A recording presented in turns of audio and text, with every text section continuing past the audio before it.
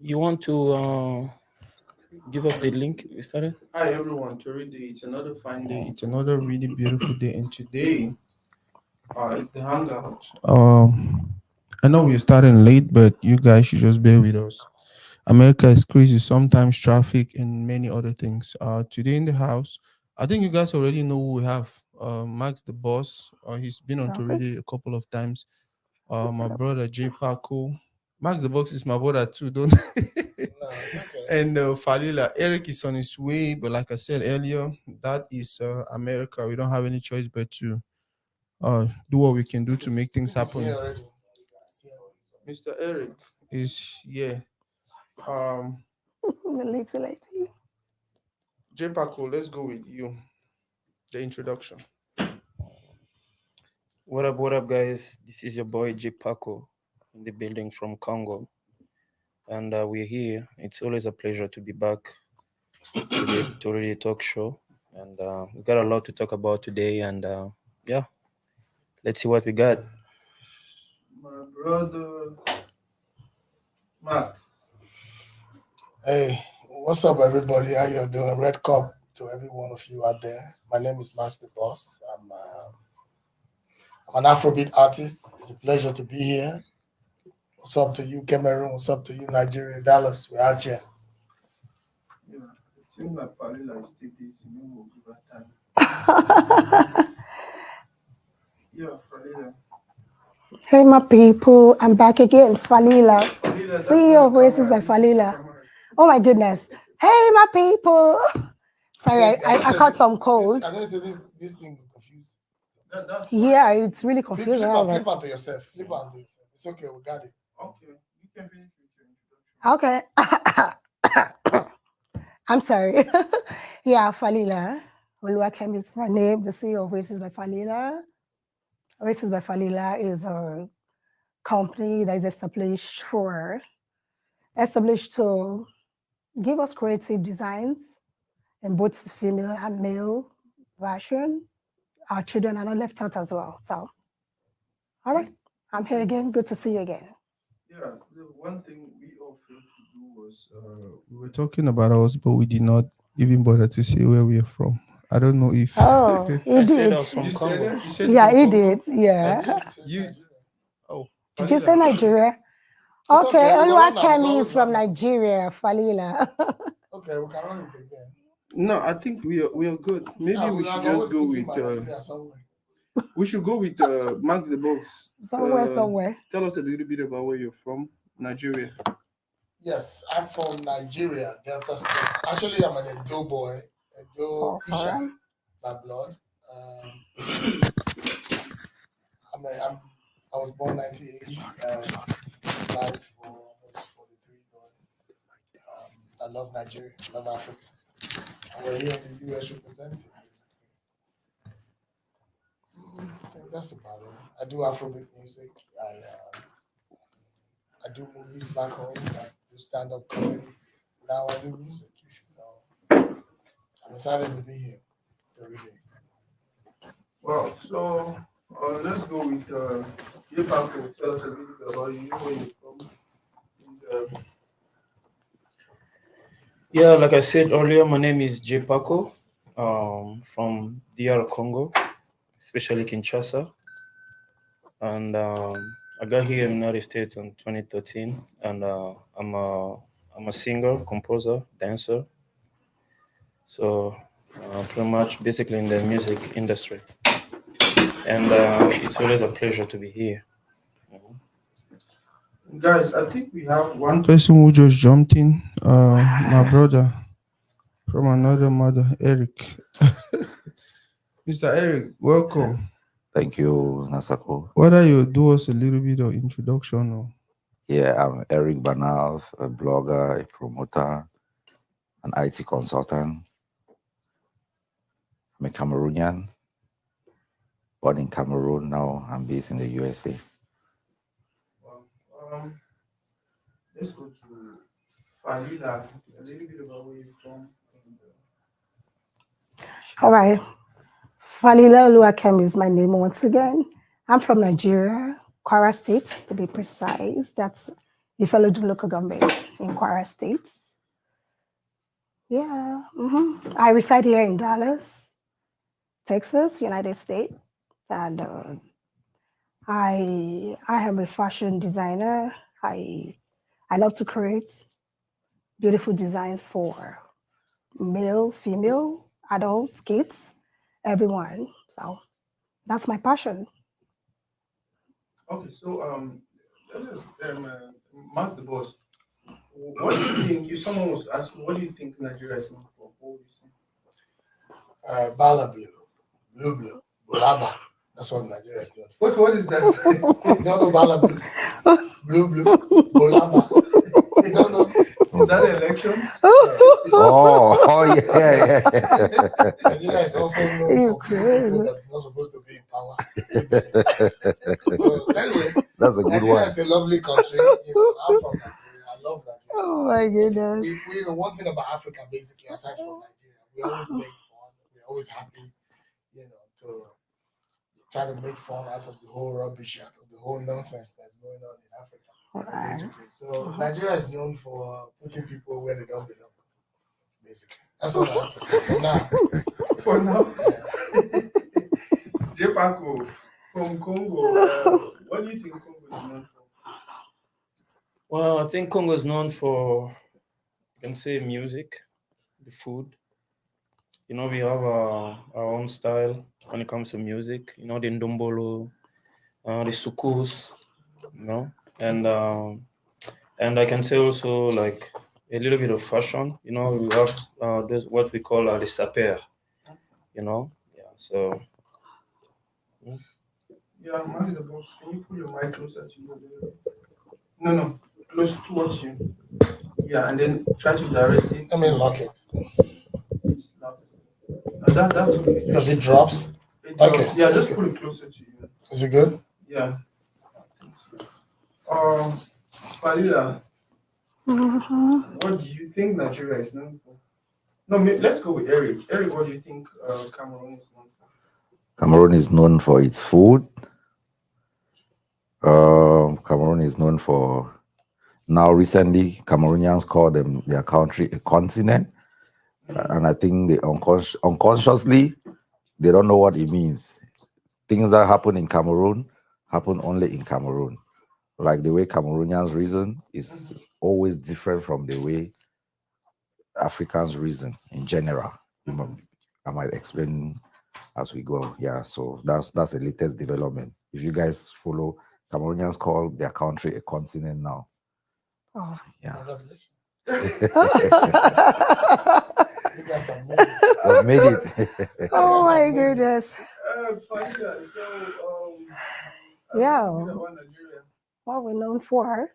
Yeah, we are known for great talent. Nigerians are very talented, and we're known as hustlers. And that's why wherever you see us, to God be the glory, we excel. We don't give up. So yeah, we're known for that. We're hardworking. Yes, we are so passionate and energetic. It seems like everyone is talking about the country, and it looks like. By the way, for me personally, I think. I feel like when I think about Cameroon, it's soccer. It's soccer, football, and also music, because we have the likes of the Manu Dibangos, we have the likes of Rishabh now, who is doing wonderful right now. Back in the days, you guys, we know about the story where what's her name?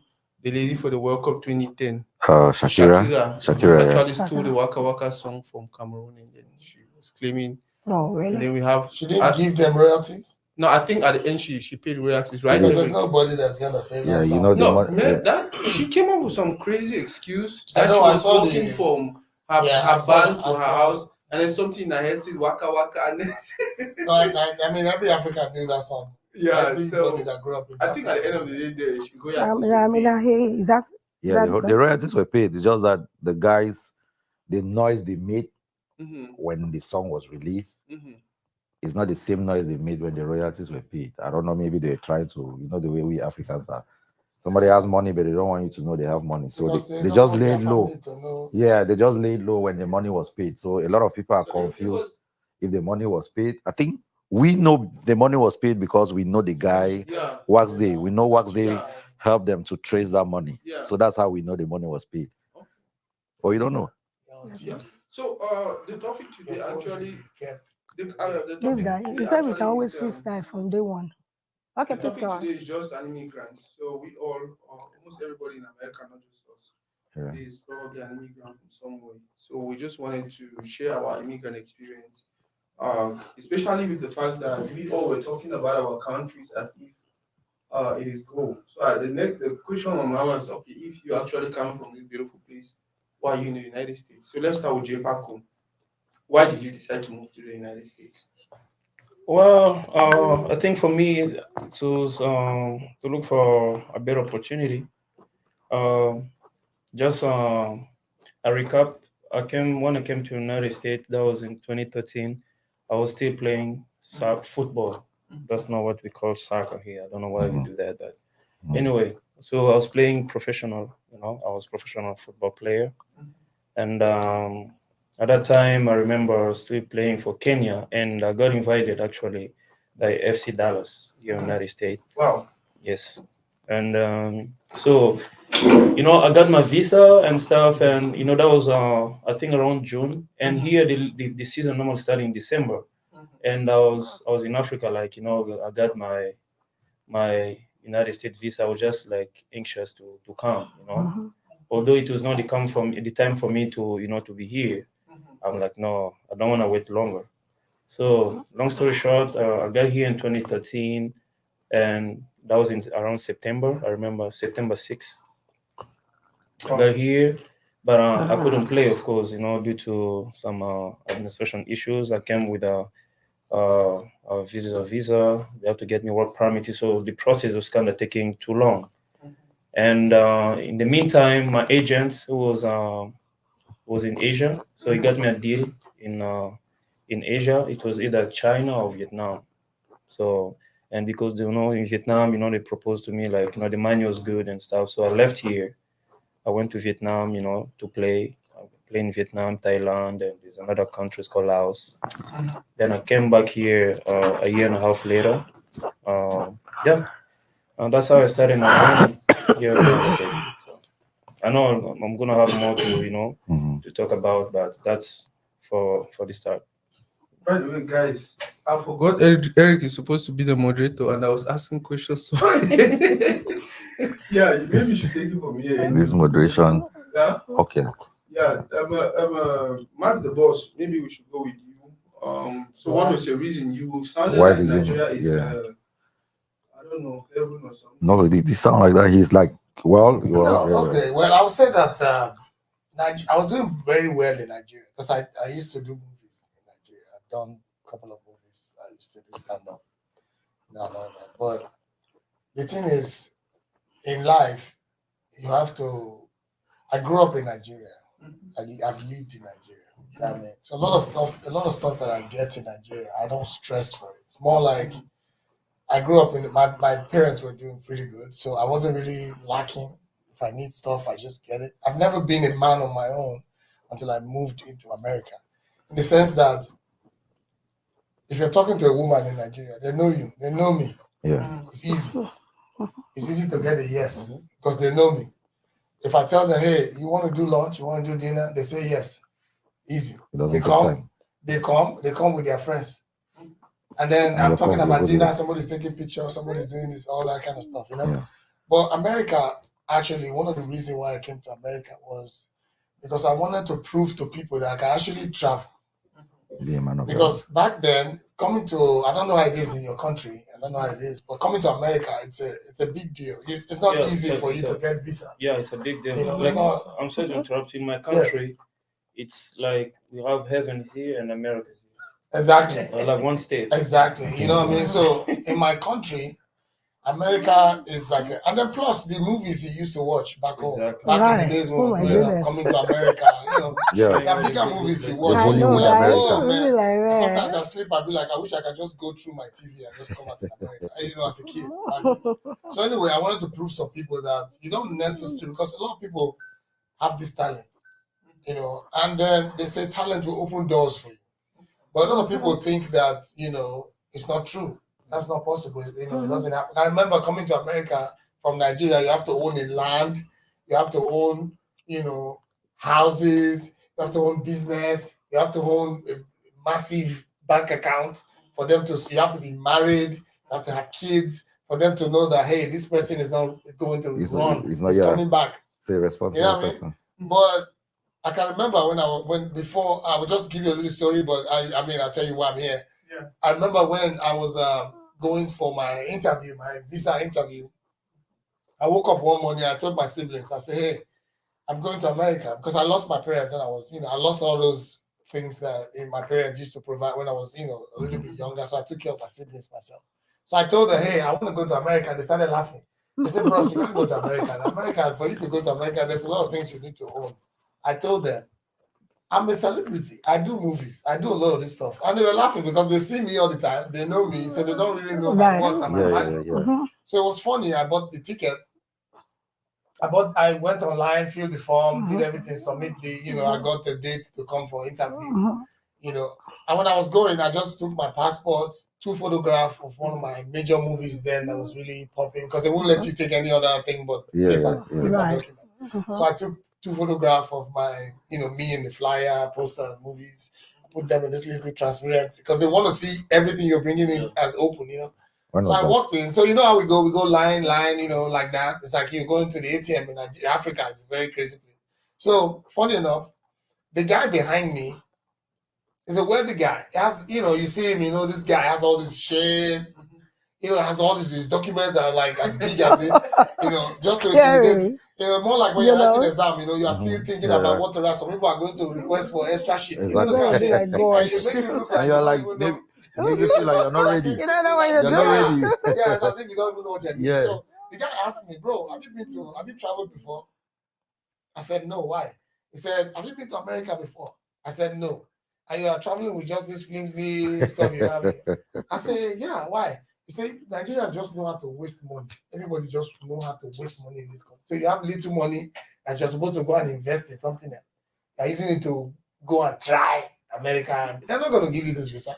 So what's funny was, as soon as I got into the embassy door, the security guys there, they knew me, So the first thing they did, I remember, was Mask the Boss. I did a movie called Belema that was really, So, Master Boss, Belema, how are you? Nice to see you. Are you traveling? I said, yes. Funny enough, the people behind the desk, they already heard that. Yeah. And then, as God will have it, as soon as I walked in, the movie Belema came on.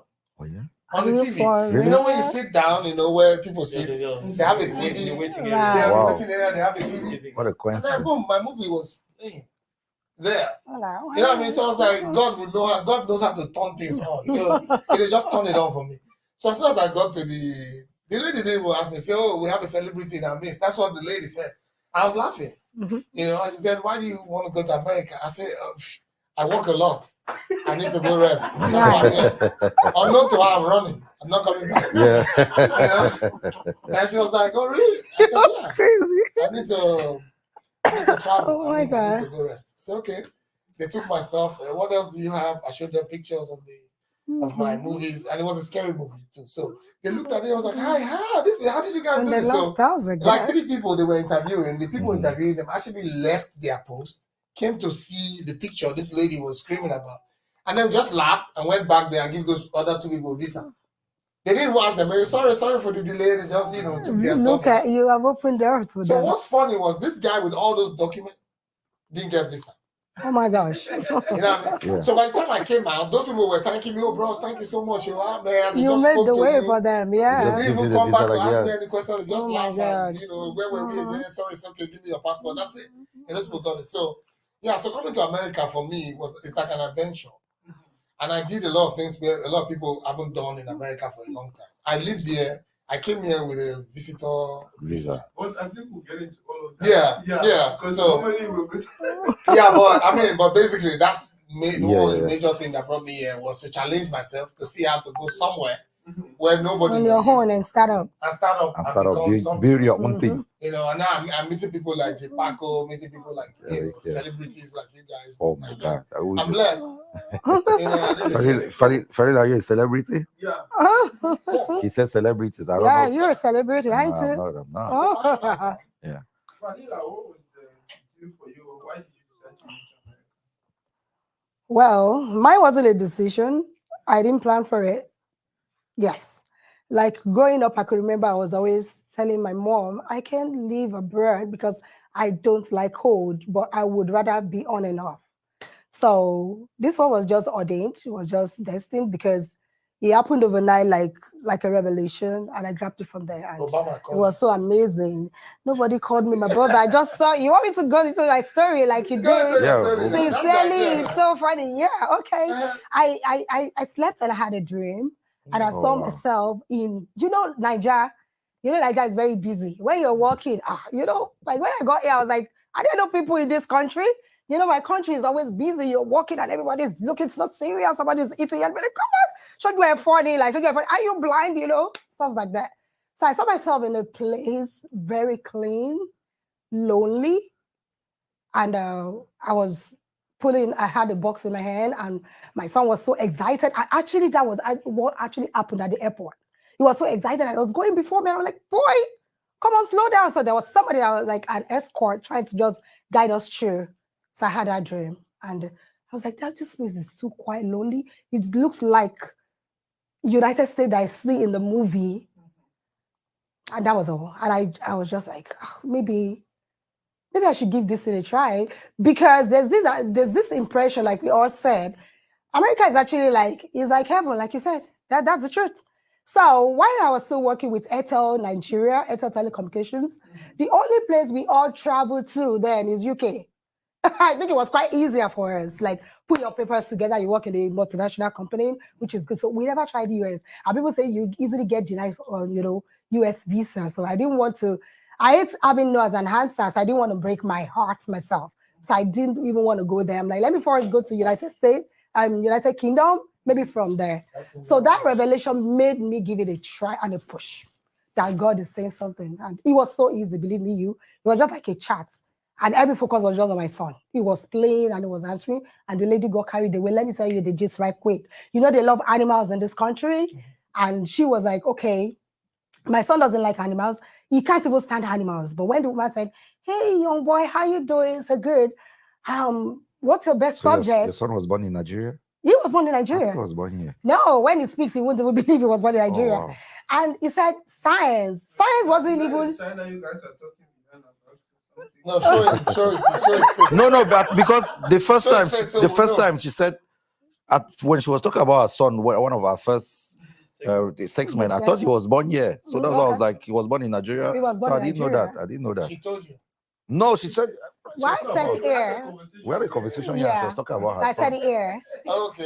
So no, because we are lost. We don't No, know. she didn't give us that detail. Oh, you guys were not there. You guys were not there. Oh, you were there, but you came when she had already done that. Oh, yes. Oh, That was that first one. You came in. Yeah, the first segment. She spoke So you about know her what? My son, his best subject then was mathematics, but this boy said science. The woman said, oh, what part of science? Is it plants? Is it animals? My son can't even stand animal. Believe me, he's sitting right here now, and he heard a dog bark outside. He's gonna hold you tight, and you're gonna be like, where are you running to? And this boy said, animal. And the woman was like, animals? Oh my goodness, I love animals. What kind of animals do you like? Dogs or cats? My son said dogs. I don't like dogs. Oh, that's when you went for the interview. Okay. Everything he was saying were not the things he loved. So that's why I mean, man, God was actually saying something. Thank God I keyed into this. And that was all the conversation. The moment he said dogs, they love dogs. And she went like, oh my goodness, I had 3 girls. One died yesterday. And my son was like, oh my God, he died yesterday. What happened to it? It's a problem. And that was all. And at the end of that, she was already done trying to give us, she just do like, don't let me look like I didn't even say anything to you. And his dad made so rest on. It was right there too. He was just looking, we're both just looking at them. And the woman was just like, oh, I'm sorry, guys. Oh, okay, you own your own company. And I said, yeah, blah, blah, blah. Okay, oh, you're a fashion designer. Okay, did you make what you wear? I said, yes. And that was the end of it. So your son gave you visa? He gave me visa. Wow. Oh, Eric. That's that's very it. interesting. Eric, Yeah. what was the experience for you? Like, not the experience, but why did you? Because you guys sound more like Cameroon. Aside from coming to Falila, what's your Why I came here? Yeah. Well, I will just cut it short because I won the lottery. That's why I came here. Awesome. Yes. That's interesting. Okay, now thank you for that Hey. question because I didn't want to. Why did I didn't want to be long. exactly? Why did I play the lottery? Yeah. Well, I used to work in Cameroon and earn like $100, 50,000. That's what everybody earns in Cameroon. Every big hustler, Hmm. every hustler, yeah. But the money was Wow. too small, so Sure. I was working with people who had NGOs, like create websites for them, photographer, do content for them. So one day, and this day, one of my cousins died in an accident. One day, I had a working session. It was a Sunday with one of the project managers of an NGO. Hmm. So she said I should come to her house so that she can give me some stuff to put together and put on the website. Okay. So when I went to her house, she remembered that she had to play the lottery for her dad. Hmm. Then she was like, "Where's my camera? Where's my camera?" Then she's like, "Just stand there. Let me take your own picture and play for you." For Yeah. real? So like the wall was white, so she actually took my picture on the wall. Yeah. So that's how I won the lottery. So did your dad win? Yeah.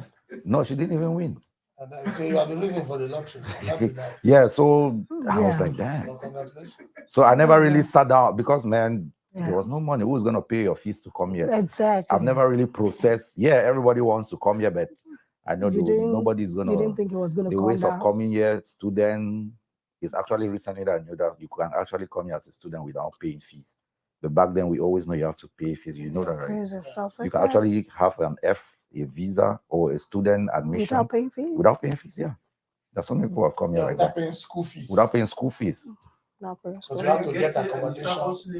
You have to get accommodation. Yes. You have Yes. So yeah, that's how I Okay. won the lottery and came here. So I came here because I won the lottery. And Wow. thank God for that. Yes. Yeah. You didn't go through all the Akata. Man, that was. I know, that was right? similar to I me. know, right? Back then, I used to talk to this friend who was here, for more than. Boy, out there. We are talking. We want It's to be always hearing- girls. Those stories Yeah. are always Hearing girls. you well. Those Talk stories are always Talk girls. am. I know like three people like that. I think You it was. can't think? be You can't They're always girls. Nobody. That she forced me for more than she wanted me to come here to school, wanted me to come here to. I heard there's a Mexico something, and I was like, no, I'm not. I don't think because back home I was a soccer player and I was contented with the little money I was making. Yeah. And then this lady actually paid me to play the lottery, like take a picture and everything and play the lottery. So she was like, okay, I'll pay you to do that. And that was how for almost about 20 people who she was working with, I was the only one who won the business. So you won lottery too. Yeah. And that's how you Oh, people for know. real? No. Wait, just a I have a similar coincidence. story. Like Not I true. remember that was 4 years ago. I wanted to play that lottery for my family, right? Mm. So like my siblings, my stepmoms, all of them. And I have like one of my best friends. He has like this boy he used to hang out. Like back home back in the days. When we are you play soccer. Even if you don't play in a higher level, you have those little boys. They follow you. division. They carry your cleats Yeah. and stuff. So my best friend had that boy. You always call him like little bro. So one day I was just talking to him after play for all my family members. Then I was talking to that boy. Then something just came to my mind. I'm like, hey, what are you doing? He's like, no, nothing. I'm like, okay, go to this. I send him the address to one of my guy. He owns like a cyber store, where people use playing that game, the lottery for people. I'm like, yeah, go Cyber there, go cafe. pay the guy. Mm. Go just try. Yeah. And out of all the people that I played, he's the only guy who only won. Oh. And You he see? came here. Yeah, the stories It's of here now, people. right? Yeah, Yeah. Yeah. Wow. Yeah, and, Thanks for doing this because the stories, Mhm. if you listen to people's stories of coming to this country, it's always inspirational. You always see Yeah. the touch Yeah. of Yeah. God's That's a hand good on thing, it. but Because they still play the lottery in your country. yeah, They don't play. Yeah, They stopped us. No, Like, no, Nigeria, I think that you're the story. because of the Bala Nigerian. Blue and No, it's not that. Laba that's It's going the on. number. They have a quota. Nigeria, they banned us. It's not No. they Yeah, they They banned they us, actually so- banned them. because Yeah. somebody even said Don't worry about my number. friend We was don't need number. my friend was Was Because lucky when I to was be when I on the was last actually bench, when the I was last set. when I was going through the process, I used to read a lot of documentation. So they said Egypt because there's a number of people that are supposed to have the get green card through the lottery Yeah. for each Every zone. year. Yeah. For it, not every year, like the program. So it looks so they So said for every Egypt. country has numbers. Yes, every country has numbers, and it's always like I don't know. So when I was reading through, I noticed that Egypt, they don't play the lottery in Egypt. Nigeria. If they give our own to Cameroon, had No, our so numbers. so when I was looking, I actually concluded maybe it's because join- since they are Adam mainly join. because Egypt also has a huge population. Yes. So I was like, maybe because you guys are many, so many people have played and they have won, and they're like, okay, no, you guys have had enough of those visas. So I didn't know it was banned. Let me just say something. I think this whole lottery thing with the ban on Nigeria was a political move. I've never known I that. might I not never be known they were sure, actually because that banned. happened when we were already here. I know me and you came almost the same time. No, before we played, when I'm talking about the ban on Nigeria. for the lottery, After we got here, yeah. this thing I'm telling you, it was when I was following my own process. So I that's noticed what that I'm Nigerians saying. don't play lottery. Yeah, they don't play. Yes, they don't. No. Before that, before I came here, They were you playing? Nigerians were winning and all. I think I came with a few friends from Nigeria also. It was after I came here that I think that ban is as They banned us a long time ago. a long time. Yeah, if he says it's a long time ago, then yeah. Yeah, like you see, The like banners. right now, I even have this Yeah, he banned that. document. Yeah, they bring it up like for 2013. They have like all the countries and the numbers of And Nigeria is that not one. Nigeria is not there. Yeah. For 2013? Yeah, for this year, 2023. Wow. 2023. No, 2023. So can we just look up when the ban was for Nigeria? I've never known it was a ban though. No, Nigeria, I think it was a ban. They don't I think want that was in 2016. Yeah, I know very well. Yeah, that was in because my 2016. friend was Like, she was lucky to be for the this last one, like in batch. Cameroon, they are like 2,292 people want. winners.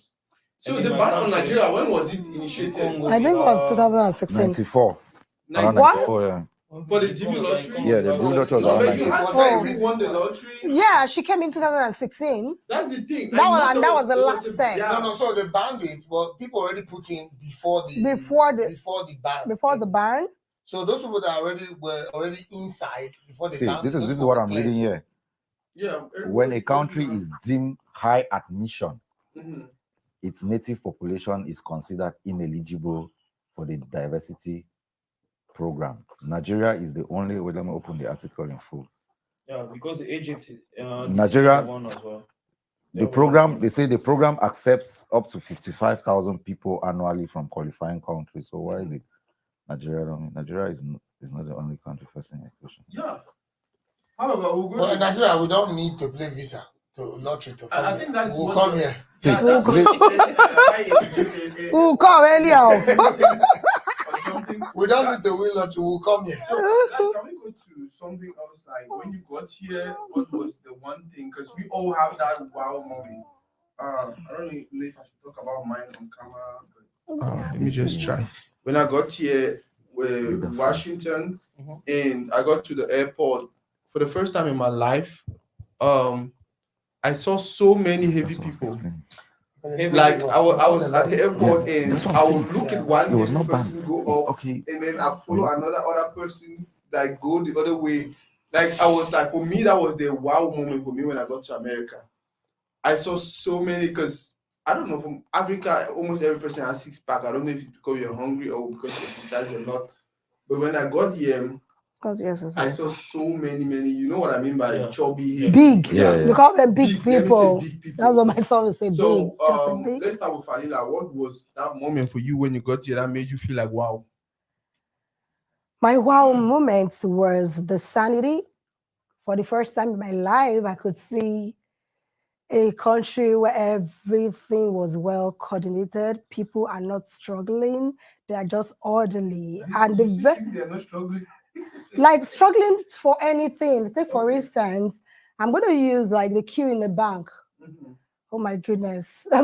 My country is a place where you have to just use connection for everything. So I see a country whereby either you are big or small, regardless, be the CEO, MD of anywhere, just come in, do the normal thing. If you have to be on the queue, wait for your turn. And nobody is complaining, especially at the store. You see a lot of sanity. It might be my turn to pay up, and probably something was just went on with my card, or maybe I picked the wrong card at home, or I left the other card in the car, and they had to wait for me, and everybody is patient. Like nobody is complaining. Man, you would try that in my country. You're gonna be like, hey, madam, what did they do now? You know, say people. So I was like, without anybody, you know, everybody is just being respectful, patient, even though they have other things to do, but it's in them. And another thing that wowed me was the road. The way we obey the traffic lights without you seeing any cops, without, you know, you're going to stop. One wow before you But let me also. This other wow really wowed me. Let me say it. I'm sorry, please let me wow you. Please now. This one, you just see a stop sign and you stop. You just see this and you stop. You just obey. You just see school area, and you're just moving at 20. But that's not supposed to be now, Falila. It is when you see the police saying, "Hey, Falila, let me ask you a question. Yes, boss. Did anybody teach you how to stop in a red light when you see red light in this country? In this country, nobody. Did anybody teach you that you have to stay in line and be patient in this country? My darling, nobody. So it shows you that So Africans, we actually have discipline. Yes. But because we're not police. Animal in us is the fact that exactly. Don't tell me what to do. But when you go to a country where it is required, they listen. They listen. Yeah. So do you think? Yes. I'm listening. So I agree that you think it's a problem of our leaders not actually? It's the problem of the people. This has nothing to do with leadership. This has something to do with the personality. Now, what I'm trying to say here is the fact that everywhere in Africa, even Cameroon, Congo, anywhere, they don't give two shit who's there. Nobody cares. If I have money, I give you slap. Go call the police. I'm waiting. As soon as the police come, you put money on the table, police go ask you, police is going to hold you responsible for taking slap. Yeah. Why would you know supposed to slap you? Yeah. Why would you call us? Because you know somebody's supposed to slap you, and they slap you, you're calling us. Okay, what do you want us to do to him? It's a country like that where money works. People, I hear that a lot. You know, money but the thing is connection. this, right? In a country where I don't need connection to get out of prison, I need to stay there, if I commit a crime, if the crime says I would be in jail for 14 days, you'll be in jail. You just have to be there. No lawyer, no friend of mine can make a phone call and I go home. You understand me? So if it's like that in Africa, a lot of people would stay, sit up and sit there. Can you imagine in Africa where somebody is driving one way, wrong side of the road, still cursing you that you're doing the normal thing. You that's on the right side of that lane, asking you to move. Exactly. Soldier will come down and flog you if you don't move.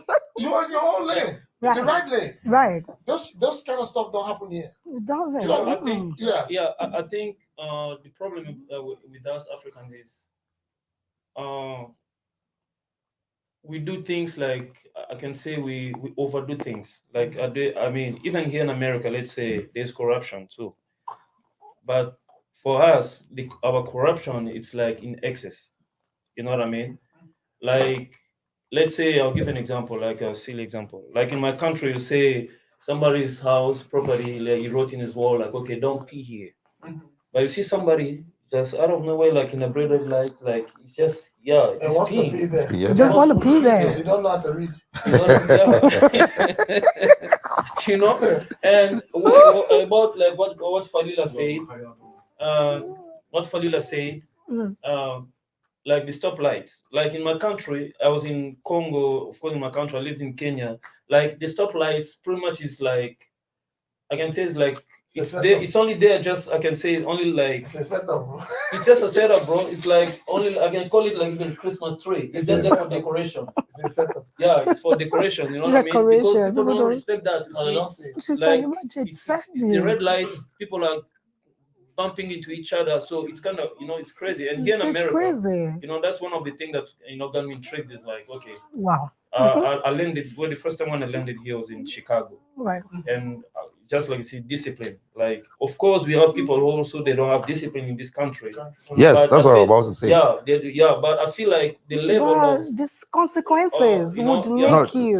I feel like for us Africans, we can lack discipline, but we always do things like in excess. Even when we're stealing money, our government are stealing money. They always do like in All of excess. it. Here people steal, even in America, there's corruption. People are stealing money, but they do it in a way like they're sugarcoating things. Like they say, when a mouse is biting you, and it's breathing you. Yeah, but in my country, like they make it obvious.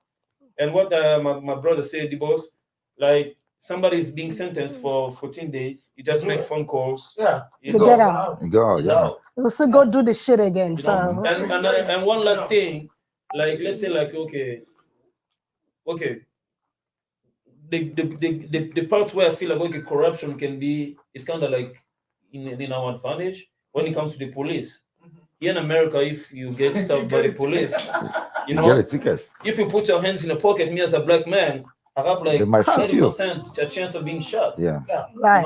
But in my country back home in Africa, if a police stop me, they're happy. They are smiling already. Like you want to do the Sometimes normal. even greeting with the money. You are already. bringing something nice out. Can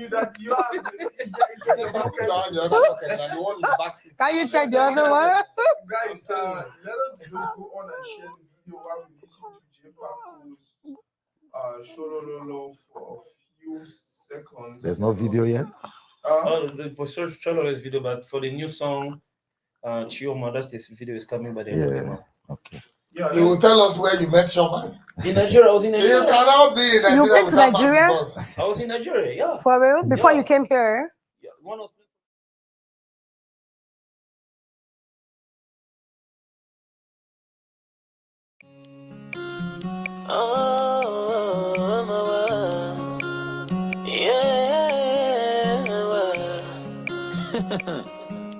J Paco, Fit Alexa. Bolingo na biso eza lokola mbele ya mino mibale. Soki osalike bato kozokisa mwana moninga mawa. Timba bolingo elengi meleleli lokola ambulance. Wa. Moya. Tobandi bolingo na biso na 4 ans du matin. Shiraninga singa dike simaranga bambikinga bizu mwa. Nakomi lokola mutrapi basapele mumwa tambisa pamoyo ya balingi balamba bachana mafuta elela. Mama ngara samwa. Mawa. Nakoma kizengi. Mawa. Nakufa martira bolingo na yo. Elela chololo. Oh shira betinga. Abukinga. Shira betinga. Abukinga mama. Shira betinga. Abukinga. Mana kolobele nini. Tata nzambe awanga na sukie. Abeda show. Obike mbali busena mona mutazolela me bazoseka evwa. Bakolela pe apacité kolela ya plaisir. Yes, Helly, you know what you're doing to me, girl? I know you're doing that on purpose, but I like it though. Let's go, huh? You drive me crazy, baby, and I want your love for life. Look me deep into my eyes and you send chills down my spine. Tell me what to do, baby, you know I blow your mind. You're mine. You tell me to kiss you there, baby, you know I ain't scared. Relax your mind and ease your fear, yeah. Gemini, you know my sign. Now watch my body slow wine. Baby, I'ma take my time with ya. Mama, nara samwa. Nakuma kizengi.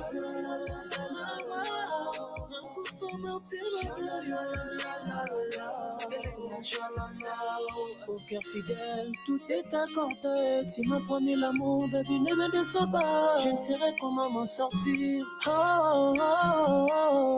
Mama, yeah. Eric Sewata, Gogan, Eric Mandala.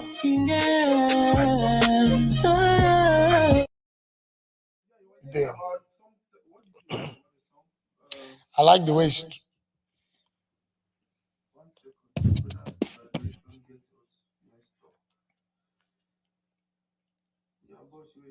Disconnected. What did you like about that? Did you disconnect me? No. Okay, well, I'm saying that it's a pleasure to be around celebrities and good artists like that. You know, some people don't know how to. As an artist, when I listen to music, one thing I listen to is the delivery. You know, of the music. This guy right here, J Paco, what he did, I don't know if I'm calling your name well. Don't get J mad. Paco. We get problem. Africans, we have problem with our. It's funny because a lot of people think all of us sounds the same, but no, we have accent too. Like You see, somebody in the comment is mentioning about the Fali Pupa thing. It's like, okay, yeah, like I'm having that Fali his vibe in J Paco's delivery voice. for that particular song is excellent. 100. He knows how to play with the beats. He knows how to play with the instrument. Right there, he played with it. Did a great, fantastic job with it. I tell you the truth. Yeah. You know that there are different in between when you see an artist that is coming up and you see an artist that is already there. You know what I mean? You know when you see them.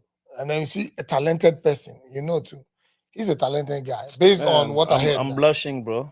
No. Based on what I heard now, it's a talented guy. I don't know him. I met him. I was opportune to be, you know. Were you there? Yeah.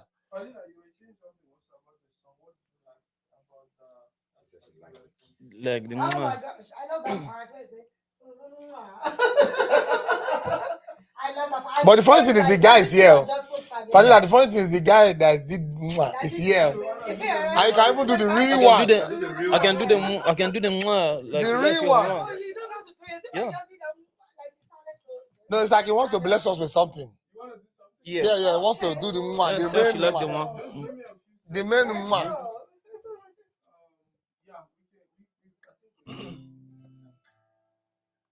Let me know. You good? Okay.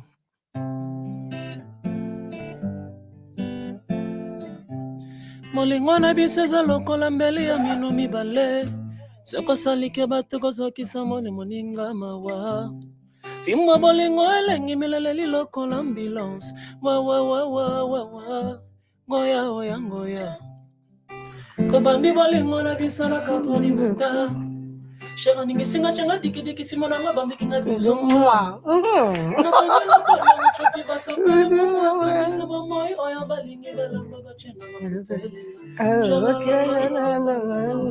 mama ngara sangwe chalalala nakomaki zengi chalalala nakufa nautira bolingo na yo elela chololo dibose maxa elela cholo Enrique elela chololo afalila elela chololo Toride elela chololo.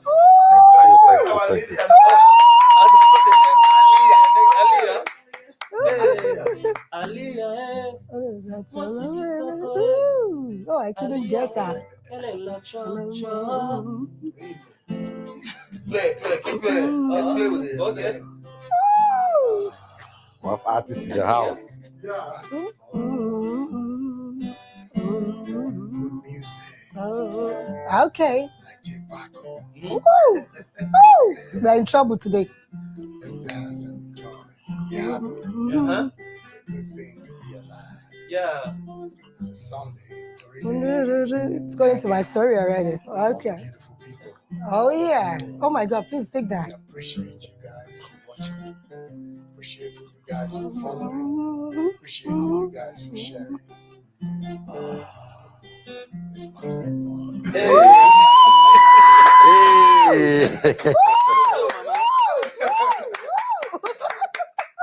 That was a These good one. guys are crazy. Live music like this. No, man, this is a Congolese thing.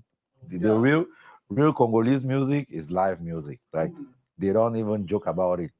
Everybody in Congo can do what he does. Wow. Yeah, everybody. So Can do it like him or do Can do better? like him or just no, do all the musicians in Congo. Okay.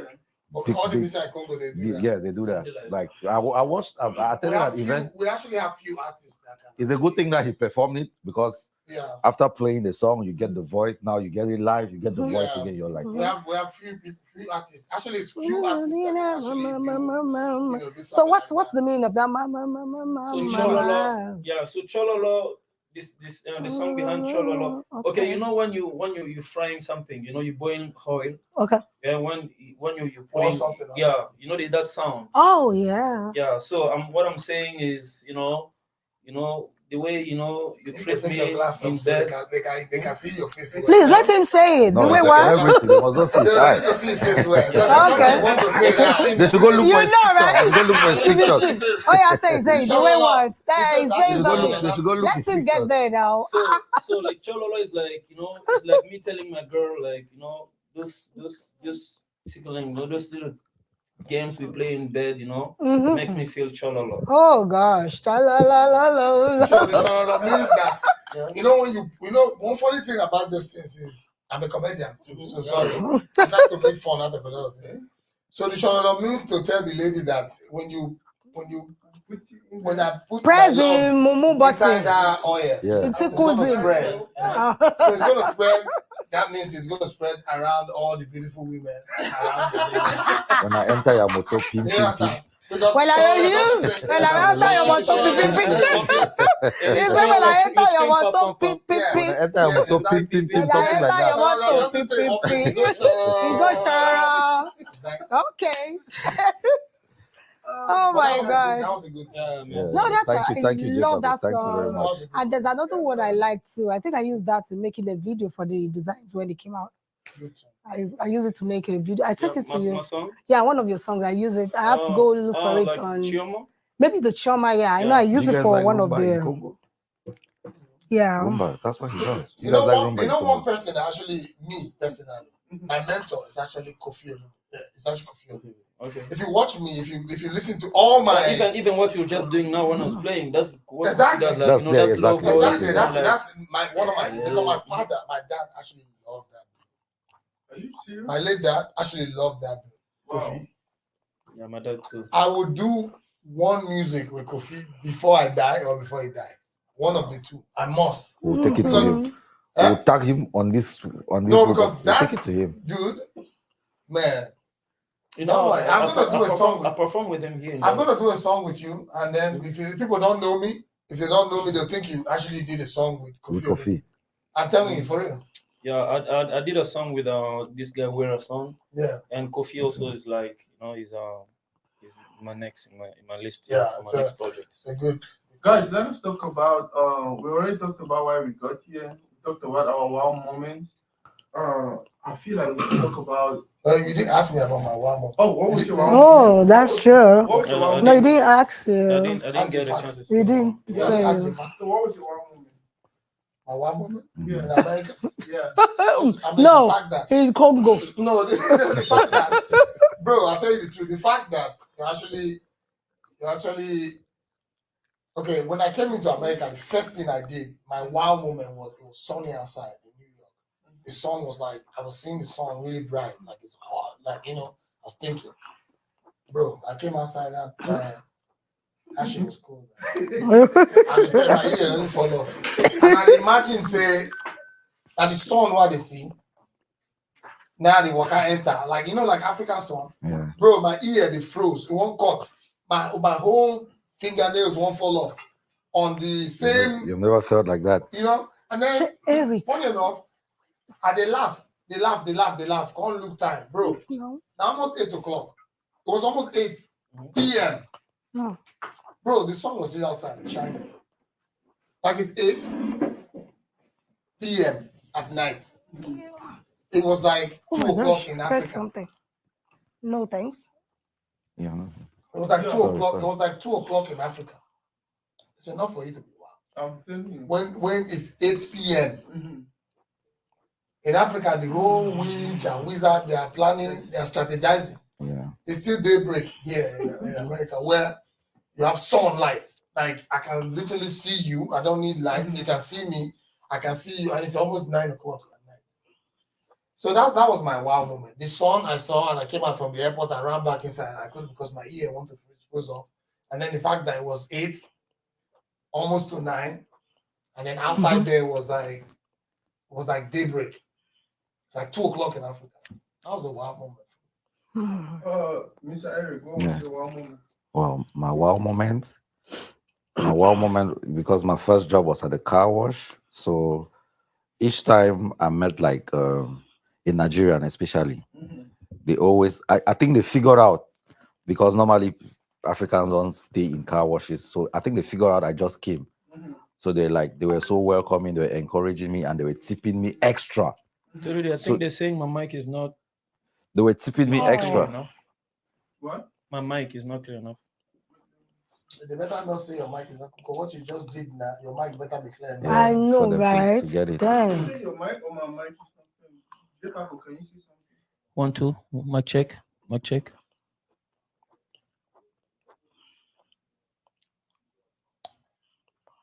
No, your mic is good. That's good. Okay. All right. Can you see something? 1, 2, mic check, mic check. Mark the boss. How are you?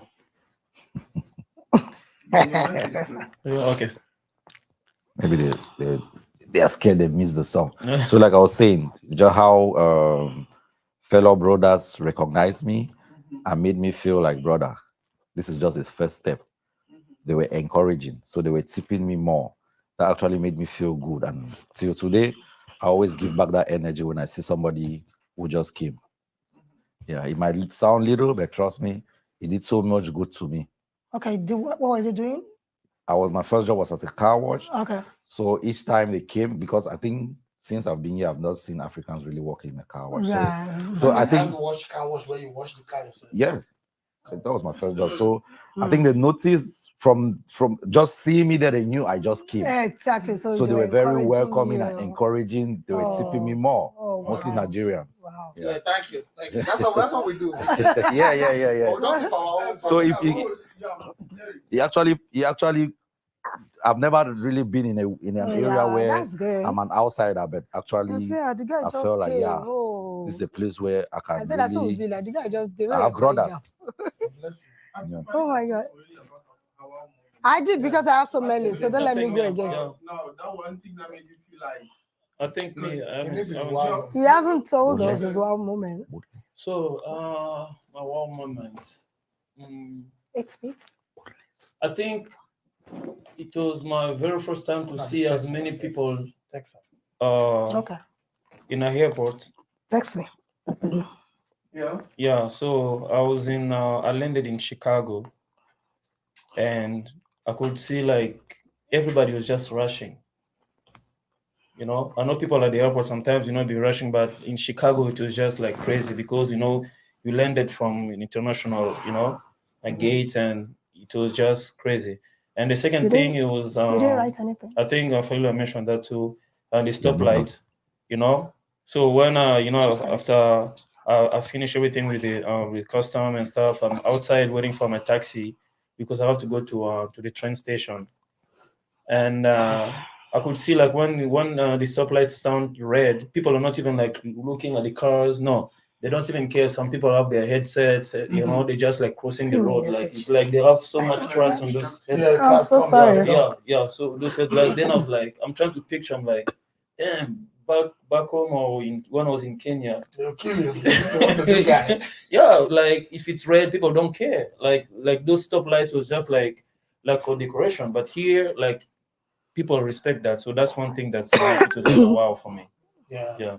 And the fact that people are not in a hurry, like if you notice, I know, they're sometimes, so patient. sometimes Like, you get to a stoplight and then you forget to move. Some people behind you don't even honk. Yeah. They just wait for you to finish your stupidity and move.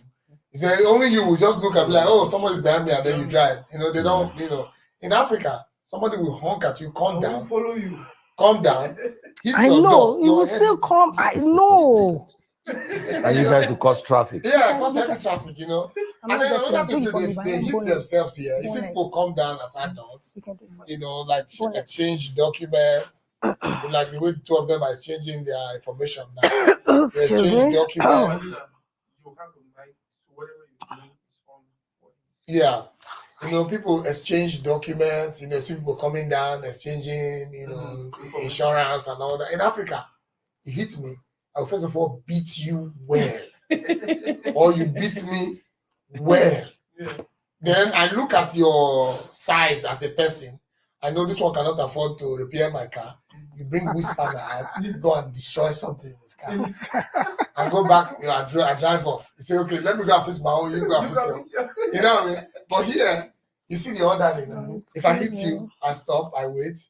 They come. Everybody, you know, arrange themselves well. Everybody's okay. So those things that it's just something people would scream about. So when I got to the USA, I think I had my own moment where I felt like I wanted to go back home. Oh wow. And I feel like everyone had, or I don't think know, everybody. But there was the time when I felt like, for me, I used to work at the nursing home when I got here. And now when I was going through the training and everything, you know, it's theoretical. They just tell you, they pull out a book and they tell you, oh, you do this, you turn them like that, you do them like this, and you do this, you do that, and that's Their it. job. When I got to the job the first day, I actually cried. I was crying like a baby, like it was crazy. And I was not like I don't want to do this job. I was like, okay, you know what? I feel like I need to go back home and continue what I used to do. I know. Now for you guys, what was that moment when you got here, especially those early days when you got here? What was that one thing that made you feel like, you know what, maybe I should just go back to I think Africa? if I can start, Yes. I mean, funny enough, it was for me. It was the very first day when I got here in America, right? So remember, I mentioned to you that earlier. I said I got my visa because I was invited by FC Dallas, but technically I was supposed to get here around December, right? Because that's when now the teams also the preseason was supposed to start and stuff. And because I was like anxious to come, so I was like, okay, they're like, okay, if you wanna come, you're gonna be on your own, you know. So I called a couple of friends here in Dallas. One of my friends, we went to school together, but he couldn't accommodate me, blah blah blah. So that's why I have to call another friend of mine. Okay, he was a friend to my little brother. So we grew up together. He was living in Chicago, not in Chicago, in Illinois, but he was living, I think, 3 hours from Chicago, Galesburg. That's the city. So, and you know, back home, people don't tell you that, okay, no, I live in Galesburg. They just say Chicago. You know, just like here too, like somebody's living in Irving, they say, I live in Dallas, you know, back home, because, you know, people normally refer to those big cities. So when I landed in Chicago, the boy was like, no, you have to take a taxi. They have to take you to the train station. Then from the train station, you have to take a train to Galesburg, 3 hours. Wow. Then I'm like, damn. And at that time, I wasn't even like fluent in English. You know, my English was not fluent. You know, so I finally get myself a taxi. They took me to that train station. So now to buy a ticket. So I think I got there late. The last train left, I think at 5 p.m. And the next train was supposed to get there the following day, like in 7 a.m. in the morning. So when I get there, they told me, no, the last train to Galesburg, it's gone. It's gone. So I'm like, okay. So, and another thing, I was like, okay, should I go? I don't know anybody here in this country. It's my very first time. I don't even speak English well. So, and we had stories about Chicago, the crimes, whatever. I'm like, no, I ain't going nowhere, man. The crime station it looks nice. They have all the stores inside, the restaurants. I'm like, man, I'm a soldier, man. I'm a warrior. I'm just gonna, stay awake and whatever until the next day I catch my train. I already bought my ticket. Wow. Sitting there, walking around in the train station, it was nice, different stores and whatever. Then it was like what? I think 11:30ish.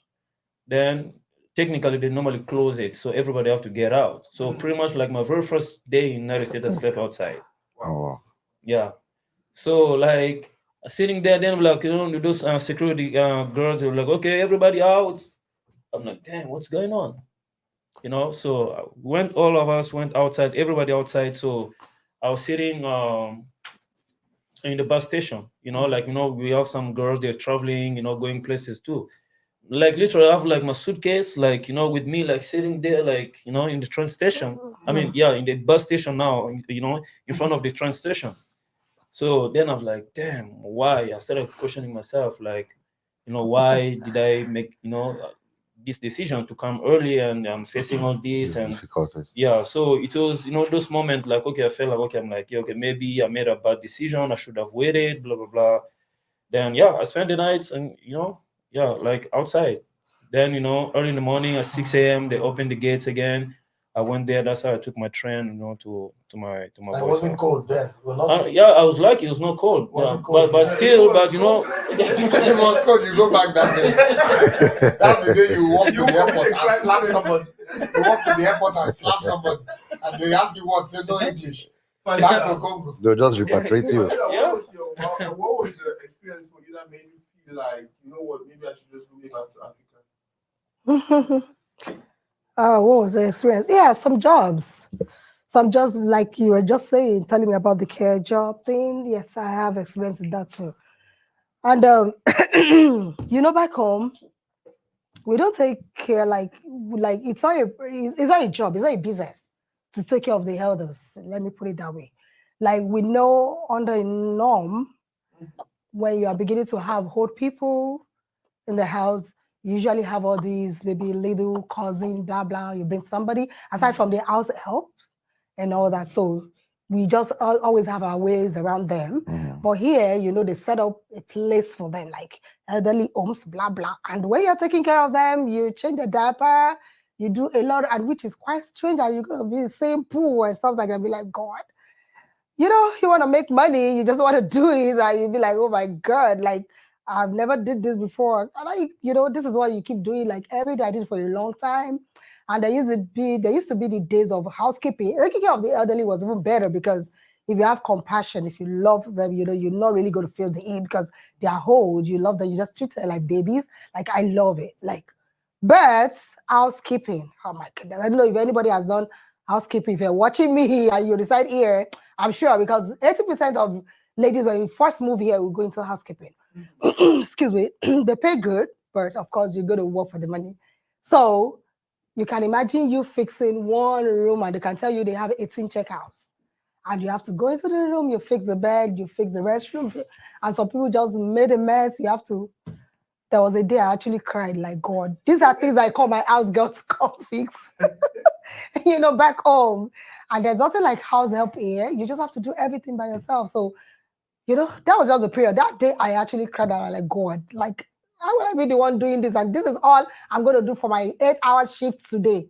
Oh boy, all by myself. I'm like, God. So why did you not make that decision? To go back home. Yeah. I just gave myself, I know, yes, my coming here was, like I said, it was ordained.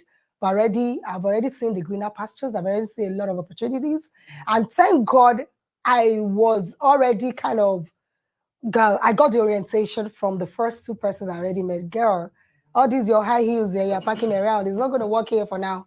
Put them aside. The kind of jobs you have to start up with, they already told me. So, but if you can do this, you can see us today. Like she happened to be one of the testimonies. She was doing pretty good already, and she told me, "But I started like you."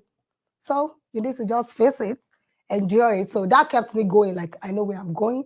I know some days it's just a phase. I'll pass through it and I'll keep moving ahead. So there was no going back. No going back. What was the experience for you? What was that moment that made you feel like, you know what, better man going back to Nigeria to do my movies? Yeah, because when you come here, first of all, I won't tell you lies, and everybody that's watching TORIDEY today live, I want you to look at my lips when I talk and listen very well. A lot of people think that coming to America, everything is green. You pluck money on the tree, and it's everything that you see on TV is reality. I'll tell you the truth. When I came into this country, I made up my mind to actually come here. But I worked in farmers market. And for those of you that are in America, farmers market is like a beginner. It's a 101 in America. For everybody that's African, that doesn't know left and right yet, that's the best. That's the place where you go and work. And then people will come to the store on a norm. On a norm. Those people cannot even talk to you on a norm on the street. Right. Like on a zero level, And they say, hey, where are you? You there, come here. Africans. African? Africans So will humble Africans? you. See, if an American comes to the store, They do that. they excuse you. Excuse Wow. me. Africans do that. You know, where do you Can guys get imagine. this? How do we? When African man comes to the store, where you come here? Come here. Wow. You come. How are you, so fine? Do you know that thing you put in that place is wrong? This is not my store. I just Just want saying, you. yeah. You want to correct people? You don't correct me. Correct the owner of the place, right? And then I was working in the bakery. One of the things that made me go pissed, actually, that pissed me off for real. I was working in the bakery. I was a smart guy. I was making money from there because I see a lot of people on Sundays come to pick up bread, pick up a lot of stuff from the farmers market place. I'm telling you, I was making like $6 an hour or so back then, you know. Really? Which And I year see is a lot that? of Which year is people. that? What year like was that? 7 years ago or so. $6? $6? Yeah, like That almost probably was under the counter. or something. Yeah. Boy, Oh, it Oh, it's wouldn't under even. the umbrella of God. Boy, it shouldn't still be that It's under bad. the umbrella of God. It's This is the- under the Yeah, umbrella, crazy. really? $6. So Under the people, umbrella. under the umbrella, I know under the umbrella, but they do because you don't know yet. $10. You don't know $8. those things The- that you know they now. have You tips. don't know it then. Which tip you eat? Aside from that, What I'm even you saying make is bread. Listen, under the bro. You table. make bread, right? We make this bread, and then of a sudden they taught us how to make the bread, how to mix the flour. If you come to America, you learn a lot of stuff that you can Yes. take with you, and you make money from it. Like Play, any company that employs you, they teach you Yeah. their ways and how Sure. they do their Yeah, thing. So sure. like Play, you're already qualified to do that job because you already have experience doing it. They taught us how to do this bread and meat pie, all the stuff you see. My face was as black as my brother's jean. Because the heat, when you open that place, the heat will hit you. Your brain will twist. And then funny enough, you are not paid overtime for working. Oh my God. Oh, You know those what I are users. Somebody will come to you and tell you, hey bro, I need 50 bread. You close 5 o'clock. Somebody say you need 50 bread. They are not being fair. They are the people that are doing you a favor by hiring you. Your customer needs 50 bread. Now, you first of all go get the flour, put milk, put all the sugar, everything, all the ingredients, make it, put it in the mixer. The mixer will take like almost 40-something minutes to just mix it well. Yeah. And then you put it in the riser. That one will take like another 40-something minutes. They're not paying you overtime. Then 40-something minutes that you put it in the oven. Oven will take another 1 hour for you to turn the bread. Not just the bread is ready. Now you take the one up, put it down, put the one up, shuffle it. And then like another 2 hours, 50 bread is ready for the person you want to give it to. Right? And then you give it to the person.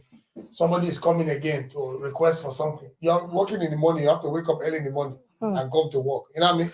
So one day, one of the things that actually made me got really, really pissed. And luckily for me, I was thinking I was going to be fired. Was the fact that it was a Sunday. I had a lot of people come in, ordered for bread. They wanted bread, right? So they came in. So the bread was, we're preparing the bread. A lot of people sitting there outside the counter. If you've been to farmers market in Garland, the one in Walnut, the people sitting outside this is the bakery, people sitting on their side. We have like a relaxation corner, people were chilling. And then the people were like, I think almost like 60 people, like a lot of people, come to get bread. And some people will say 5, some will say 4, and you look at the bread is like 1, 2, 3, 4. It would only bring like maybe 70. It's not going to go around. So when somebody say 5, I say, no, don't worry, I'll give you 2. I'll give so it can go around, whatever. Yeah. So when I was doing that, then a lady, the bread was almost ready. A lady walked up from that side, walked all the way to me. I said, bro, come, let me tell you something. I walk up.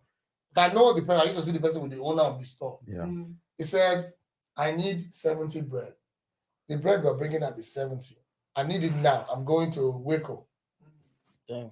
You know what I mean? The owner of the store called and said, give Maxwell the phone. Maxwell, she needs 70 bread now. Now, there are people sitting there Already waiting to kill me because they've been waiting for a long time. They want the bread.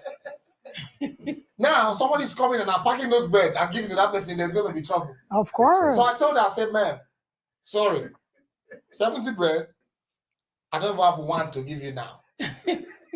If you will come back in like another 6 hours, I can make 70 bread for you. She said, you're not serious. I'm calling your boss. And she called the boss. While I was packing the bread, the boss drove in, wow, with speed. Walking, pap, to me and say, hey, you, get out from that place. Wow. Wow. Get out from there now. So I'm talking to you. You know what I mean? I looked at him. I said, get out from there now. I came out, turned around, walk up to him. I was trying to talk to him because we'll go pay bill. There's bill to be paid. Yeah. Somebody can just tell me get out. That's I'm the not fear. my job. You get out Yeah. too. He's telling me get out. I've lost my job. I said, sir. He said, I don't want to hear you. Don't tell me anything. Get out from my ear. Come on. Get out. Elderly guy was sitting there. Very responsible guy was sitting down. The guy got up and said, excuse me, you own the store? I said, yes. See this boy? If anything happens to him, if I come tomorrow, I don't see him. You're going to pay this boy a lot of money because he's doing his job. Wow. Right. I won't tell you lie. I already had in mind the intention because I was still on my visa was still correct, so I Yeah. wasn't like I was. I would just go home. I beg. I just say something. I'm just going no, home. right? Because I there won't. in the market, I see celebrities that we do comedy jokes together. When I see them come, I run. Come, they see me. Are dead. If they see me, they know, oh, this guy is in America. They'll use me as a joking point. So when I see them, I take off. They'll say, who's here? Who's here? Nobody's coming. And I'm there. I die. So the man said, if you fire him, just consider this your shop closed. Because if anything goes wrong with this guy and not see him here tomorrow, this guy will make a lot of money. He said, come here, boy. Give me his card. The man said, who are you? He said, don't worry. Let's wait. Don't worry about me. Yeah. Tomorrow. When I come here. Boy, when are you working? I said, tomorrow. I said, I come to work tomorrow. He said, what time? I said, 7. I said, okay. I will be here 7:30 just to check on you. And I'll be here every day to check on you. And bro, here. if you get fired for any other thing, aside from, because now they won't fire you now because of this. Yeah. If they fire you for any other thing, call my number. Wow. His name was Barrister. Who could still talk to him? Really marketing, but he was a good guy. So he gave me the name, he gave me his stuff, and I went to stand somewhere. When the bread was burning, I told sir, the bread. He said, I don't want to see you there. I said, okay, no problem. He went there, brought out the bread. Now he couldn't give the woman because when he brought out the bread, the people were waiting for him. People, they were waiting for him to do that thing. That thing that is asking me to do, they want him to do it. He can't even do He it. couldn't do it. He told the woman, say, you know what? You will actually wait. Let me attend to my customers first, and I'll get back to you. Now that thing pissed me off because generally, me personally, I like to actually, I'm a humble person. I like to always make people happy around me. You know, basic, aside from, you know, making money from anything I do, I like to always leave a sentence. Anywhere I go, I like to make you know that there's somebody reasonable. But that thing, that day, got me really pissed because the way he spoke to me, where you get out from that. You know what it means? Wow. So if actually that guy wasn't there, if I had left, You would have probably gone you back. no, I was already fired. I would just go home. That's what I was just like, you know what? I just go home. That's what I thought. And guess what? That's one thing our people don't even consider because that actually frustrates you for I don't even know how many months, how many years, whatever. Yeah, very It affects traumatized. everything. Boss Eric, what was that experience for you when you got here? Like that one thing that made you feel like, you know what, I want to go home. Yeah, it was obviously job related too. The thing is this thing about the customer is always right. So I was working in a pharmacy and one of these, one client came, I saw them actually taking something from the counter and they came to the register that I should refund. I refused. Refund something they took from the counter? Yeah, without a receipt. They do that a lot. They do that a lot if you don't know. Wow. Yeah, people go to stores and they take things from the counter because most of these companies, they have that refund policy. Somebody can buy something and come back with a receipt and you receive. And there's another policy which is that even when they don't have their receipt, But they have the thing, and the thing is from your store. and you it's shop. still have to refund them. Yeah. Oh, Because they really? might not have it. Yeah, that's what I knew it that day. So I Without stood you there. going through the debit card, I know they do it, but you have to run the debit card. That was like They 7 do years cash ago, now. so maybe back then. they Maybe don't back have then, all okay. No, those people that comes with those kind of stories, they don't use debit card. They don't use debit card, they say cash. They'll tell you don't know. They'll tell you they bought it with cash. Yeah, they buy it with cash. You That's said why so- they want to return it. They'll claim that they paid cash. Yeah, Yeah. but because So you want can't to return trace it, you it. return it back to the debit card. There's no debit card in your system. That's that. Exactly. So what the person does is they come Oh, into the God. store, then they walk around. Oh. Walk around. So when the person came in and noticed it, she came actually empty. Then she walked around, Pick something? then came to the. We're closing at 12. Was Right. the last client. She's like, she's coming to refund these things. I was like, no, I'm not. Where's your receipt? There's no receipt. I'm not refunding it. She said, call. You know how these people are. Call corporate. I called those guys, and those guys said I should refund the stuff. My goodness. After I And was you're mad knowing that. Yes. You picked it up. Yes, I'm like, Yes. that's when I was so mad, and I'm not even done. So I was going home after I closed the store. I was grumbling. I just bought a car like 1 week ago. These secondhand cars. It was raining, so I was speeding, grumbling. I was seriously grumbling. I went and had an accident. Yeah. Police with you? No, which police? I had an Okay. accident. Oh shit! Sorry. That's my first accident. Like just about after I was here, like, it was not here up to 6 months. I saw the whole world on me. I'm like, I was going to school downtown at 5:30. I had classes at 6. So I was like, how will I start now? I'm new here. Who said I go start? So I felt like, damn, man, is this how this place is? Yeah. Yeah. Another thing too, I want to advise people too is the people that knows how to steal in Africa should actually come to America. The reason why I said that is because I remember I went to 7-Eleven. Yeah. Somebody actually stole something from 7-Eleven. Was running out. I kicked him. The person dropped down. The whole beer took a whole can. Like 24, 2 was running. They said, hey, thief. Yeah, they do that. Man, this guy, So they do all that? Yes, Yeah, even in the pharmacy I used to work, people used to do that. Boom, he fell on the floor with the drink, right? People used to do This that. guy got up. He wasn't running. He said, I will sue Especially homeless guys, they do that a lot. Yeah, he said, I'm calling the It was cops on so you. I will sue you. You don't have the right to do me that. This guy was trying to fight me. On the most serious thing, For real? he said, you come outside. I'll wait for you outside. I'll deal with you. Yes. Is this your store? that Is this your store? Who the hell are you to stop me? Why you want that? you can get in trouble. Bro, I almost got in trouble for that. One guy told me you can get in trouble by saving somebody from an accident. Of course. Like somebody has an accident and he's stranded in the car. Yeah. You save the person, you can get in trouble for that. Especially if you do it wrongly, you can. Yeah, you can get in trouble for that. Man, America is crazy. People don't even know what. Especially us immigrants go through. Let us listen to Max the Boss. This is a very beautiful song, and during that time, maybe we'll kind of like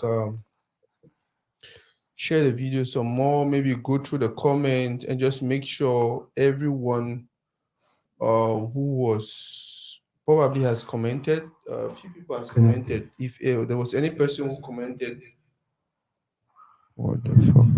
I don't know. Yeah, if there's any person who was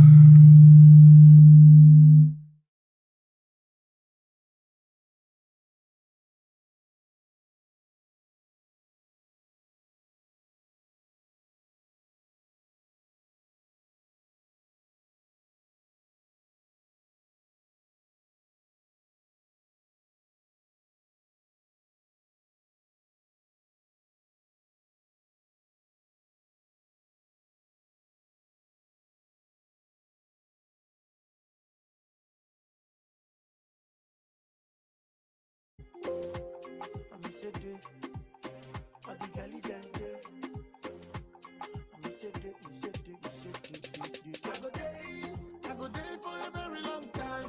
Because my grace is different. All our blessings make different.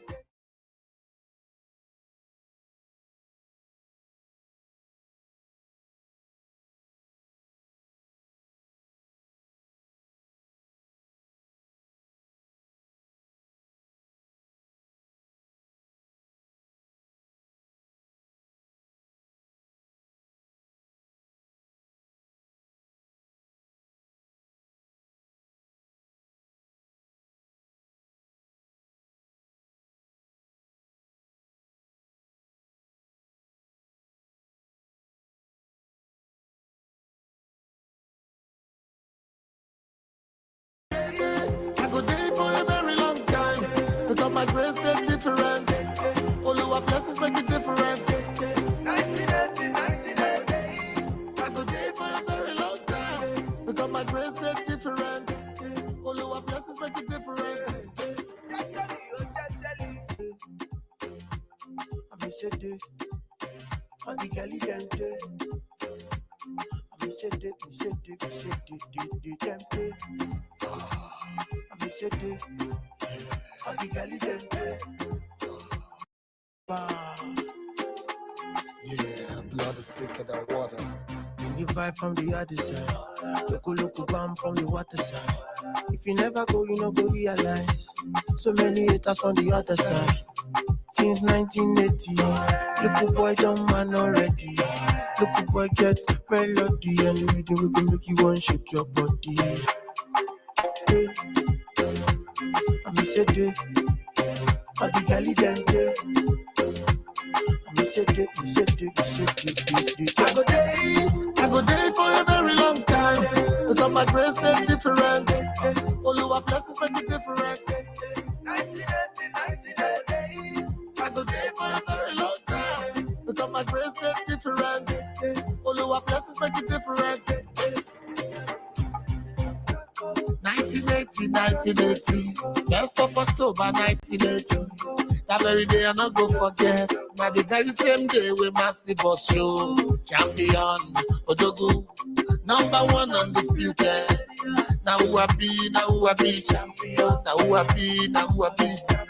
I say let do my confirm. From Nigeria down to America. No bad vibe, give you good sound and melody. I go day for a very long time. Because my grace is different. All our blessings make it different. 1980. I go day for a very long time. Because my grace is different. All our blessings make it different. I miss a day. On the galley them day. I miss a day. Them day. I miss a day. On the galley them day.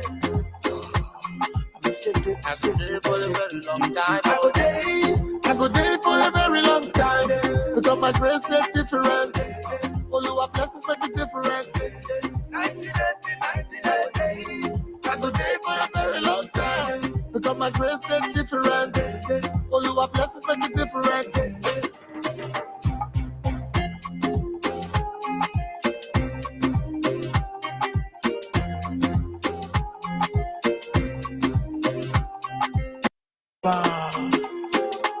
Yeah, blood is thicker than water. When you vibe from the other side, local bomb from the water side. If you never go, you no go realize. So many haters on the other side. Since 1980, little boy done man already. Little boy get melody and the rhythm we can make you want shake your body. Hey, I miss a day, all the galley them day. I miss a day. I go day for a very long time. Because my grace is different. All our blessings make it different. 1980. I go day for a very long time. Because my grace is different. Yes, guys. Anybody has any?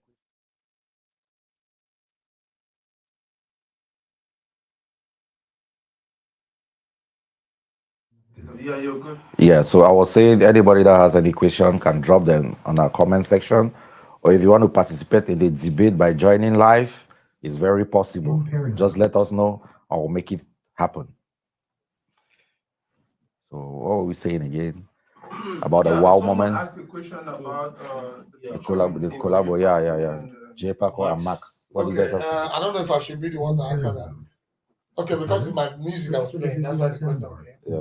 Okay, well, let me answer that. Well, first of all, 100%. 100%. If I leave here now, after this whole stuff, me and him we're going to definitely talk about the collab. Because one thing that people must understand is that for everybody you meet in this life, there's a purpose. Right. For everybody that come across your life, there's a reason. You know what I mean? He's a great artist, and I respect his craft. And we have two different. I'm an Afrobeat artist. I'm good in what I do, He's also, how do you guys call your Rumba. Rumba. Rumba. Rumba. Yeah. Rumba style. So yeah, so it's good at what he does, Style. but I want to see that fusion, that African Afrobeat coming together with the, the whole of that stuff. We can make it happen. Just expect anything. Jipako, what is your take on that? Yeah, I mean, I'm somebody who's always encourage mix of culture, So, I mean, like I said, my first time I knew about Max. Max, Yeah. the boss. It was through my sister Falila when I was preparing to have my release party, to launch my EP. So he's like, okay, I have this artist. Then I saw the contents. It was like, I was like, oh, okay. And also like the A game that he pulled during my event. I had a lot of good feedbacks. So it's gonna be an honor for me, to have something with my, with my boy. Yeah. Falila can actually be our good commercial person here, because she has been doing a lot. A lot has happened among us thanks to her. Thank you. Yes.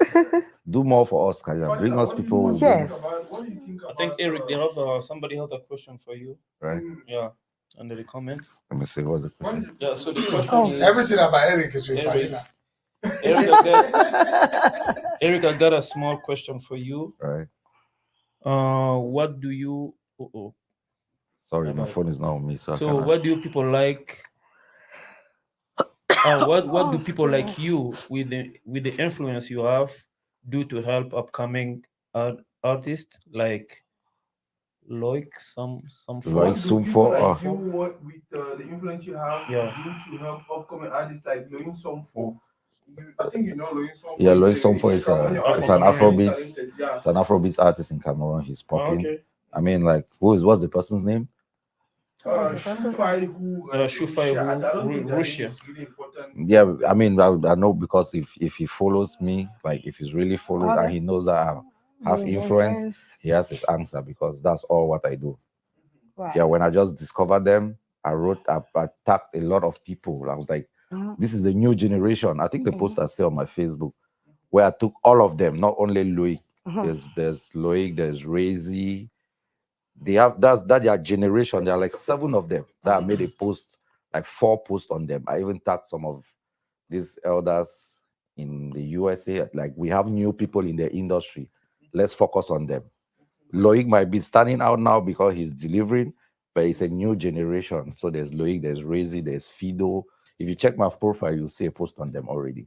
So I was still trying to do more behind the scenes.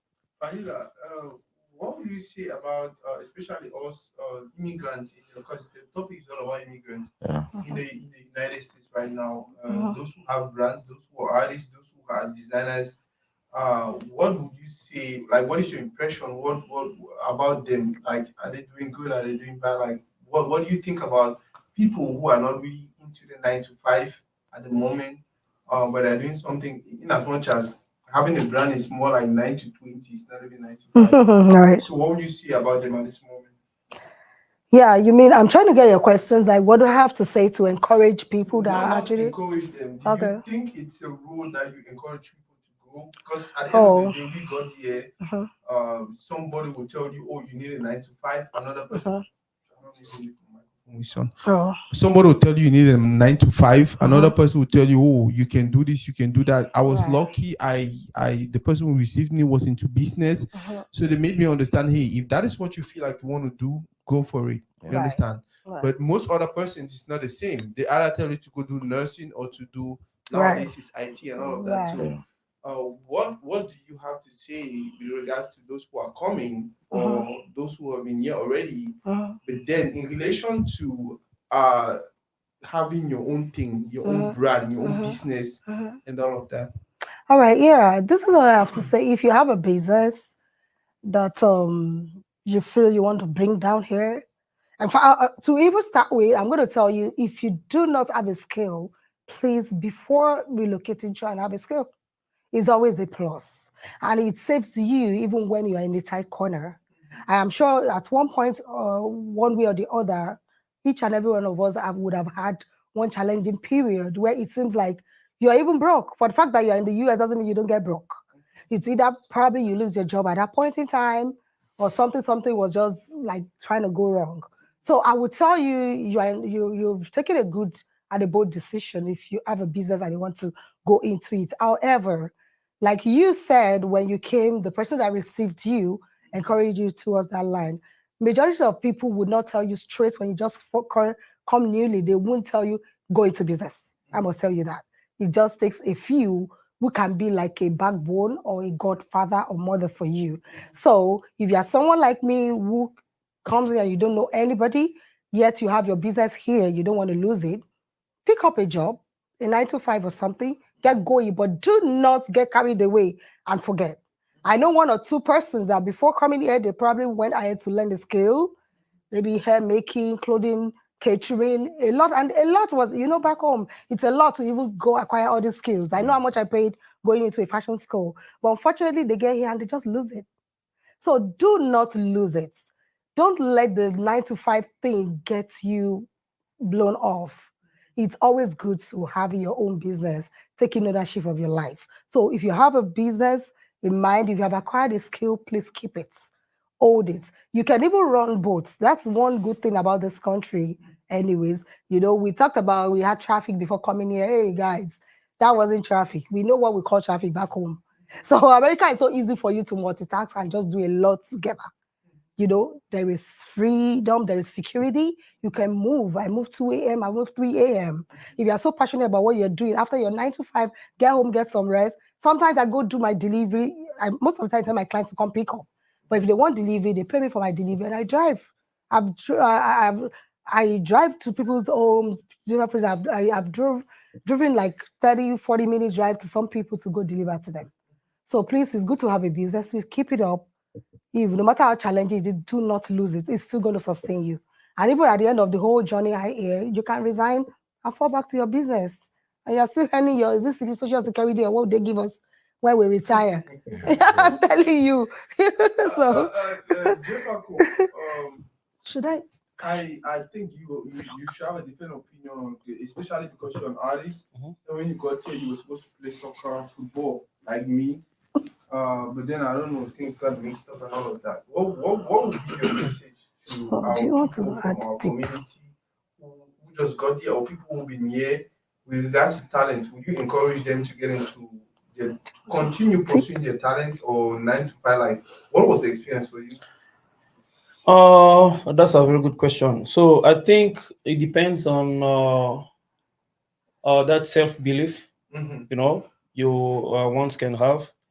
So like for instance, for me, I get to the point where I couldn't excel in my career, due to the soccer career, administration, issues. I couldn't, I was playing semi-professional in Atlanta, but I couldn't go to the highest level because I didn't even have my papers.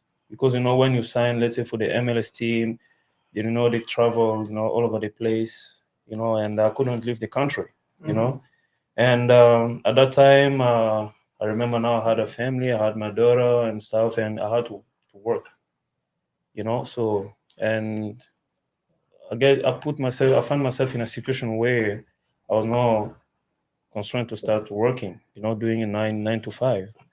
And when I get my papers, when I'm trying to get back, because I spent, I think, maybe 2 years without playing active football. So it became a challenge, became an issue. So I was forced to hang my boots, But then I was like, okay, I used to play the guitar. I can write songs. I used to sing in church, once in a while. I love music, let me give it a try. So that's how now, I wrote my first songs. That was in 2017. I put it out there. So some people, they were like,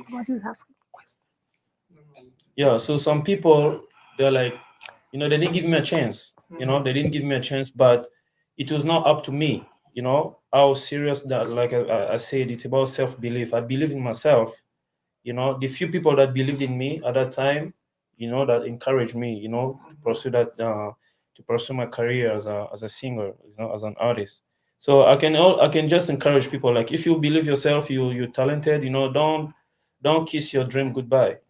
Don't kiss your dream goodbye. Just keep pushing. Because there's one thing: if you give up in whatever you do, if you give up, there's no chance for you to succeed, to make it. Yeah. But if you keep pushing, but there's a possibility for you to make it. So I can just encourage people. Although it's not easy, even me, when I look at my journey from where I came from and here, of course, I still have a long way to go.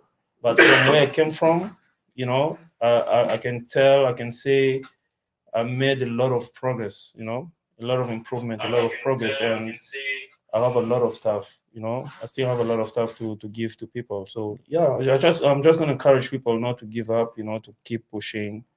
And one day they're gonna enjoy. Eric, for you, I think it was different because you were more like a blogger or a PR person or something. Yeah. Yeah. What would be your words to those who leave Africa with all that talent, all that potential? And we have so many people, soccer players, singers, people with so much talent, but then they get to America, and America is all about the 9 to 5. What would be your message to them at this moment?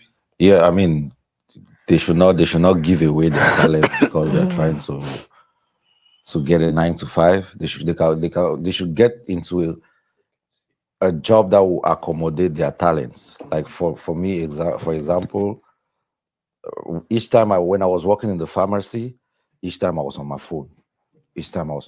Checking online. When I have a break, I'm always on my phone. So I had to figure out a way, because I did not want to lose my writing skills. So I had to look for a job where I'll continue writing. So I look for a security job. You just sit in one spot and you're on your phone by yourself doing all these things. And from there now, when IT came, I got an IT job. We're always online. We're doing things online. So yeah, don't lose your talents. Even if it's difficult, try to work around your schedule or get a job that will permit you to continue using your skill, rather than just, if you're a footballer and you come to America and you lose you cannot play again. You can join a football association, be a coach, be a mentor, be a manager, anything. There are ways to convert your skills. Paco succeeded to dive into music. It's a good thing. And he still has a 9 to 5, I'm sure. We see, yeah. So you must not do only 9 to 5 and say, no, I used to be this in Cameroon or in Africa. Now I'm in America. I cannot. A lot of people do that mistake. You can do all. You just need to be disciplined and walk around your schedule. Yeah. I'm listening. No, it's true. Yeah. Because you see a lot of mad people in the street now, all in the name of talent. Wow. Sometimes, let me say this, no disrespect to my Americans. I'm also an American. I have the passport now. So if I'm talking, I talk as an American too. You see some of them, one day, I was getting gas and I saw this guy right there at the bus stop. Guys, I think there's something I really want to. Someone just shared, I don't know, should I say send or shared? Okay. But $145 with so they sent 145 stars. Yeah. Which is approximately $140. Okay. To the crew. Like they send it to TORIDEY, but I always consider it to be for every one of us. Okay. So I think we should. What's the person's name? Let's thank the person. Bobby Upset. Bobby Upset. Yeah, that's my boy. Thank you very much. Really? Thank you very much, brother. That it's a military. He just went to Germany. Yeah. He was the one that asked the question if I was going to. Oh, okay. Okay. Man. That's my boy, Bobby Upset. Thank you so much. I respect man. Thank you, brother. Thank you. To always support your brother. Wow. He's always been a support, a fan. He's my brother. He's a DJ too. Wow. He's a good guy, yeah. I hope we can have him on TORIDEY someday. Yeah, whenever he's in town. Whenever he's in town, I would. He can even join now, right? If he wants. Yeah, I said. Let him send you his phone number. You can add him online. Yeah, if he wants to join, you can join us now. Yeah. Anybody who wants to join can join us. I can us. send him the link. Okay, let me You look want for me a to send link. the link or No, just so Yeah, you they can have go the ahead link and for answer your question. Let me prepare a There's a link and special send to link him so he for can okay join. for him? for a Okay. guest to Yeah. join. So you were saying something. I think he can hear us. So Bobby, if you can hear us, okay. I don't know, for some reason my people from home, they're following me here today on this. Oh yeah, that's When the I'm game, talking, right? they're talking back. Yeah. So Bobby, if you can hear us, send your information to. I don't think I'll send you the link you sent to him. You can and then drop he it in can join. his Okay, inbox, drop messenger. it on the inbox. Then he can Messenger. pick it If up. I drop it on Messenger, however, just answer your question. Let me figure out how I can do that. You were Okay. talking about something. Yeah, so a lot of people now, just because you're talented does not mean you don't have to work. Because America is not like Africa where you go live in somebody's house. You know what I mean? Like, okay, I do music. So in that sense, let me go and stay with TORIDEY first while I'm working on my music. You pay bills. Yep. You know? Because one thing too is about you being talented, it's a blessing from God. At the same time, the God that gave you the talent is not crazy. You know what I mean? Your talent will need preparation. And that's when you become a brand. Yeah. You know what I mean? So, but what people don't understand is, you see the lady behind you, I used to, those days, she would tell me, Maxwell, go and sing. You have a voice, you can sing. You always play around. You always play around with music, just play with stuff.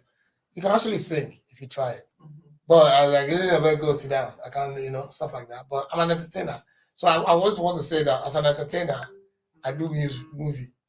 I do stand up. That's usually what I usually do is stand up, basically. Even music is just, if you watch most of if you listen to music like my Lion Go Shop You, it's a comedy. It's just, it's a music. It's comedy. That's what I usually do. I like to Lion Go Shop You. So yeah, so when I do stuff like that, I ended up understanding that just because I'm talented, I have to pay money to be in the studio. Yeah. Just because I'm talented, I have to look good. Just because I'm talented does not give me the right to understand that I will have to promote my music. You know what I mean? Right. Now, another thing we're having is a lot of these people, if you watch them, the other day I saw somebody at the bus stop rapping. Was busy rapping, jumping, making noise, screaming, jumping, rapping. So an American guy was rapping, sweating, I was forced to ask him. I said, no, this guy cannot go like that. I have to meet him. This might be the future Jay-Z. I'm looking up, we don't know. So I pulled up. I said, what's up, bro? How you doing? He said, fine, man. He was singing, rap. I said, you do music? He said, yeah, you have anything recorded? He said, no, he doesn't. But he's rapping, it's serious. So I told him, I said, maybe I can help this guy. Let it be that I'm the first person that actually gave him a record. Right. This is from the way he was sweating. So I asked, what kind of music you do? He said, bro, I do everything, man. I do everything. It was so serious. He has talent in his head, right? But when talent meets opportunity, it means I'm talented, so I thought, because I know what to do. Like a lot of comedians that can be funny, just sitting down here talking to you guys is funny. But when you now face people, when you now come out on stage and there are a lot of people looking up to you, be funny. They lose it. Now you can't talk. And that was what happened to that dude. I brought him to the studio. I took him home. I was like, you know what? Take this my address. Come home. Let's do something. So he came. He called me. Was calling me, man. His friends, everybody, they're waiting. It was serious. Very serious. The guy give me calls like he was calling me steady. I was like, you know what? See me on a Sunday. He came. I gave him beat. I was like, what kind of music? He said, I have my own beat. Okay, come with it.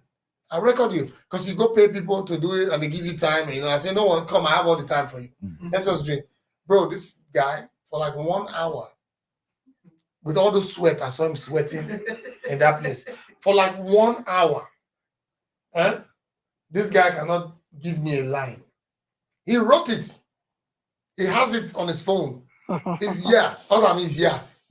The line is going. The whole time I say, bro, about 16 bars going on. Yeah. Are you going to sing this music or what? We did it. Say, you know what? Prepare, I'll come back again. I'll prepare, I'll come back again. So what I'm trying to say is that you have talent, you have to prepare yourself for what you know how to do.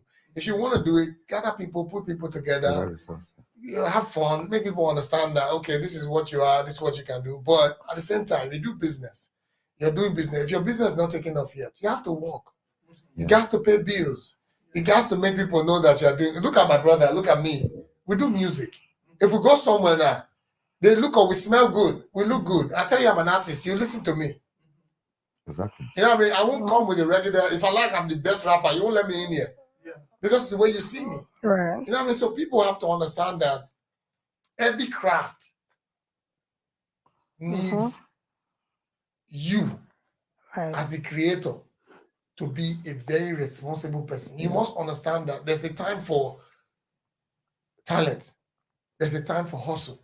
You understand me? When you get to a certain level, you leave your hustle.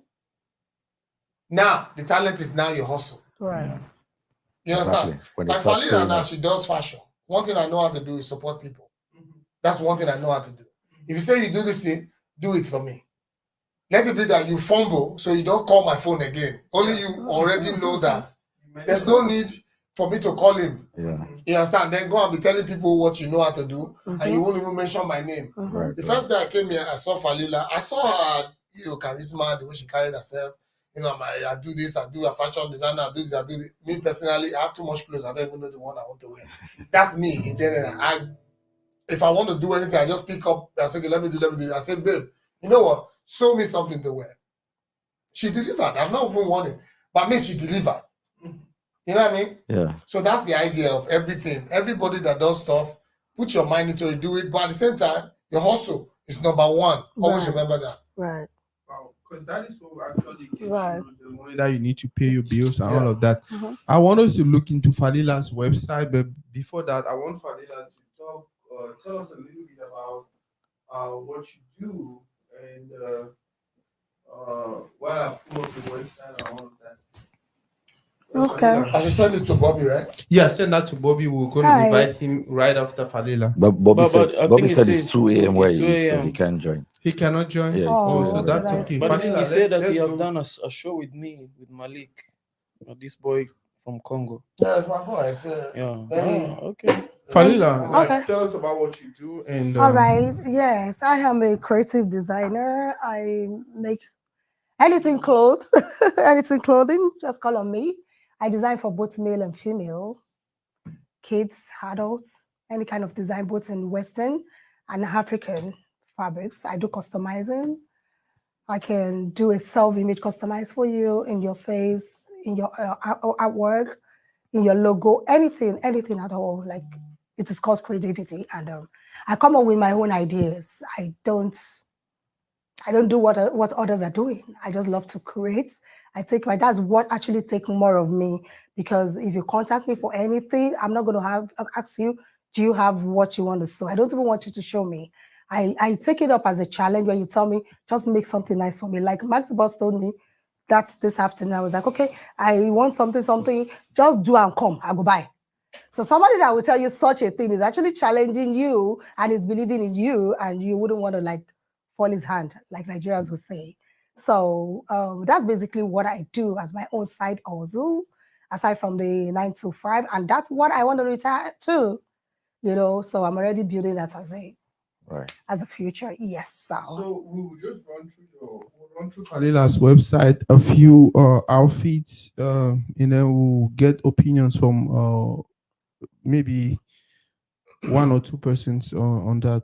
Maybe we'll start with Eric. Eric, what do you think about the outfit we did for screen? Right About the outfit in general, yeah, just the outfit. I mean, it's a good hoodie with some African design on it. I like that. I have it's actually good what she's doing, because I think like 2 years ago, to have all of these, you had to order from Africa. But now that she's doing it here, I think it will be easy for us to order from her directly. So I like that. I think, especially coming from Cameroon, this looks like something from back home. Yeah, that's what I'm saying. It's African. I've gone through her website. She's trying to. She does not. Is not. Her material is her designs, and you cannot attribute it to a particular country. So she's trying to make it representative of the whole African continent. So I like that. I like this one. Max the Boss, what do you think about this one? Which one? Was it dashiki? What's this one called? That's a print. Print. That's actually a print design. Yes. This looks more like a cultural African attire.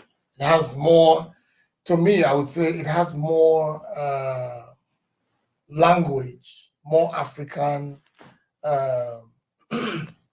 language when it comes to fashion.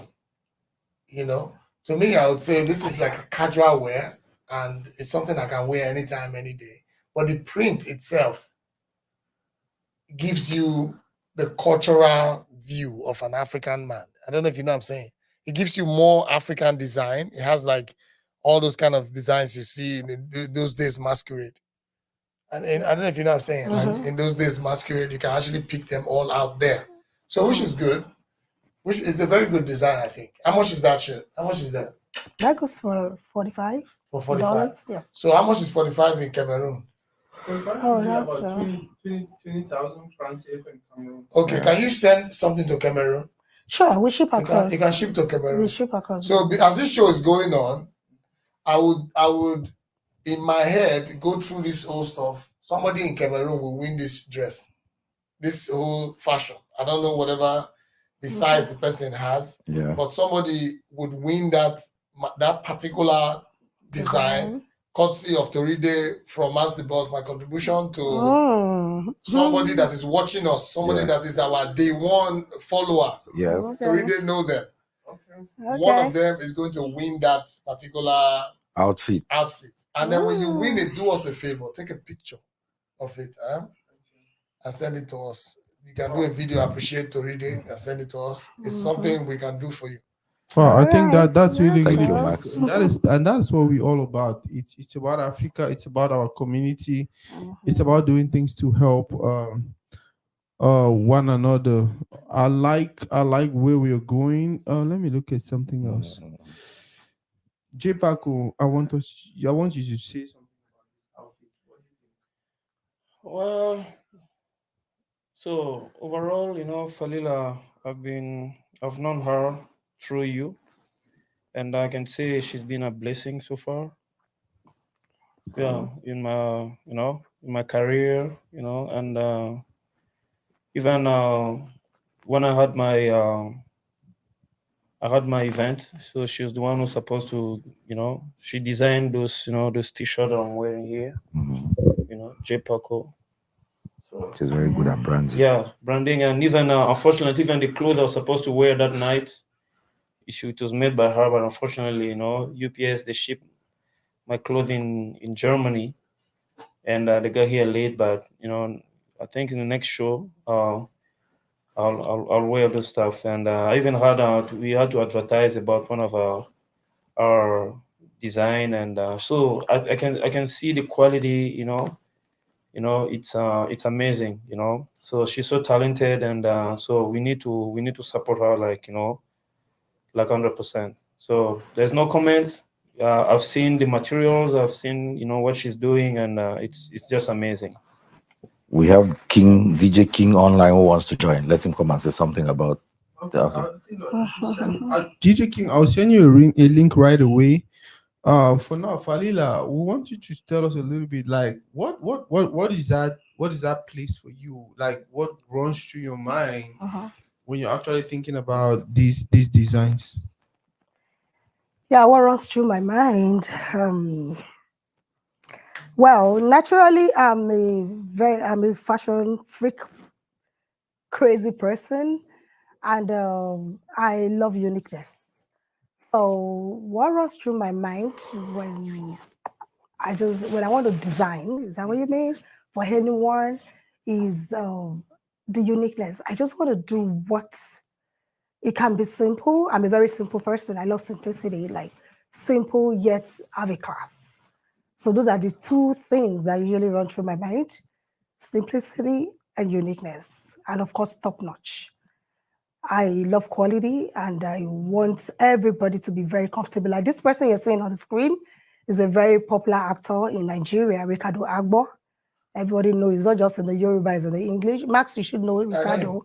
So if people like this could comfortably wear my designs. The other time we went to United Kingdom, and his first 4 or 5 days was just about my outfit. So it makes me feel good. That means they believe in my uniqueness. they believe in my class. You know, artists, celebrities, generally, they don't want to be everywhere. They don't want to wear what's it's common or what is not quality, what could, you know. So, and that's one thing I have at the back of my mind when I'm thinking of fashion. I want to be unique. I don't want to be everywhere, like what you see regularly out there. And I just want to be classy. Like most of the time, I'll just put a sketch through and just come up with something. It might even look crazy to me as well. Like, as this thing going to come out to be? I give it a try. Like learning back then, there are many times I've messed up fabrics and I'll just throw it away and I'll keep trying and trying again until I get results, and which makes me better today. Like what I'm wearing right now was just something I created. And when I was actually creating this, I was looking at it and I said, like, okay, I want the hand to just fall off. And I also want like this, the design, you see something similar, but usually people just do it in a straight sleeve. You should know what I'm talking about. It's more common in a straight sleeve, like for the off shoulder. But I wanted it to like have a flaw on the sleeves and still be like a bell bottom, you know. So I'm like, okay, let me try it on myself. And that's what I do. So by the time I showcase it, I wear it, I'm comfortable with it, then it's good to go to fly. Yeah. I think Eric, DJ King, I sent you a link already on your WhatsApp. If you can just add that in, then I'll add you to the live, and then you can say something to our audience. Guys, we are 2 hours already. I don't know if we want to go to 4 hours or 5 hours, but for today, We're having a good time. Whenever you I don't think we really need to push it to the extreme. When it comes to brands, as immigrants, I think I asked that question already. Now let's ask question amongst ourselves. Eric, is there any question you want to ask to anyone on set? Okay, generally. Yeah. Yes. Yeah, maybe our artists. How you guys trying to cross the barriers that your music is facing in the USA? Like how do you intend to take your music beyond the African community? Because we need to do that. Okay, so if I would start, I would say that he already did it. He did a song. It's a song that just played. I think that's an American on it. Yeah. Right? Mm-hmm. Oh yeah. Okay, so I have a song that I just remixed with a popular American rapper, the Big. She's Big. Oh wow. Yes, the same song, Money. Okay. But it's been remixed by a very, very, very, very famous rapper in America. If she share a little bit of it, you know who the person is. But I just want to chill and do a video for it and just release it out there. That's a crossover for me, as far as I'm concerned. But another thing too is Afrobeat and what's the name of that music? Rumba. Yeah. Mm-hmm. Anything in Africa right now, all over the world is trending. Yeah. You know what I mean? So now they're looking for us. We're not looking for them. Right. We have the sound, we have the style, so it's we have the vocal, and we can deliver. Yep. So you look for us, look for me and my brother. We got you. Yeah, so just to add on what my brother just said, I think like right now our music as Africans, we just like you said, you know, we're not looking for them, so we just need to keep working, you know. Yeah, and also we need to encourage our own people to, you know, to support us. You know, somebody I think I posted a funny video I saw on Facebook, on Instagram. Somebody saying like, "Oh, why are you not famous yet?" And the guy is like, "Okay, because you're not posting." Excuse my language. That video say, "Because you're not posting my shit." That's why. You know, so you see people reposting. We know, like, you know, they post about the artists they don't even know them. They don't even know them. You know what I mean? But I would see like my own people. Like you see, I just released my EP, right? Because we see things, people be like, okay, bro, yeah, congratulations, this and that. But you see, like, just a one click just to post your stuff, you know, somebody like calls you like, your brother, I'm supporting you. I'm not asking you for your money. I'm just asking you just to post me, you know, because when you post me, maybe somebody who didn't know about my music will know, you know. So I think it's time, like our own people, they need to push us, you know, where, you know, where like our I mean, beyond our limits, beyond our boundaries. You know what I mean? Because let's say if I post something, music from my brother here, there's somebody maybe they know me, they don't know him, but through me they can know him. Yeah, exactly. You know, so just imagine if you have I have like in my Facebook, my official page, I have like 40K followers. Yeah. You know, and my That's just my huge. regular page, I have like 5,000. You know, so if like that 5,000, like everybody like can post, even not everybody, even like 100 people, they just post your music. You know, so yeah, I think it's just time for Africans, you know, to support each other. Yeah, another thing too is really not really Africa. It's just the personality. Because one thing that what we need generally is one person. What I mean by one person is you can be the one person, I can be the one person, she can be the one person. You know what I mean? One person just need to share you. Another one person sees it, shares it. Another one person sees it and shares it. Before you know it, you're out there. Yeah. Like he said, like like I'm on the radio here in Texas. I'm the only the only Afrobeat artist that's not signed, that's played on the radio. 97.9, they play my song. I'm there, you know? And how did I get there? You know what I mean? It's just by one person. Right. Seeing my job, liking what I did. And how did I do it? I went to a show. I just sat down. They were having some whack artists coming to disturb the whole area. Everybody was just making noise, jumping up and down. I was like, what is the hell is going on here? I called the guy. I said, come. Is this the people? We actually went there to actually have a good time. I went to drink and have fun. And then they were bringing artists in. They said one artist, they give them big title, and he comes on stage singing off key, making noise in my ear. So I called the people. I said, come. Do you know? He said, no. I said, okay, good. Let me share this with you. This is my stuff. Tell your DJ, play anything from there. He was like, at first, he was like, who are you? You're not part of us. You're not this, you're not that, you're not that. I said, just look me up. That's all I ask you to do. Go look me up. I don't want to say more. So she went to look me up, and for some reason played one of my songs, Jeje. After playing the Jeje, he played another one, Surely. And then the MC started saying, we have a celebrity in the house, Max the Boss is coming on stage, and they gave me the mic. And I did Beautiful, I did Surely, I did some other songs, and I went to sit down. Now I was sitting down, I can hear the whole people saying, no, more of you, more of your song, you know what I mean? So it's just one person that actually I spoke with. And then I did that, and then the next thing was the lady sent me an email and said, hey, this is our contract, I need to sign it to tell me who is involved in making the music. Because if I play it, I don't want anybody to sue me. And I said, it's mine, I'm original, 100%. Right. And they started playing me. I was on air like this, on air, talk. They gave me freestyle, different beats. I played with it, you know? So it's just something that people need to understand. We don't need you to help us by giving us money. The talent makes a way for us. Right. Now you know us.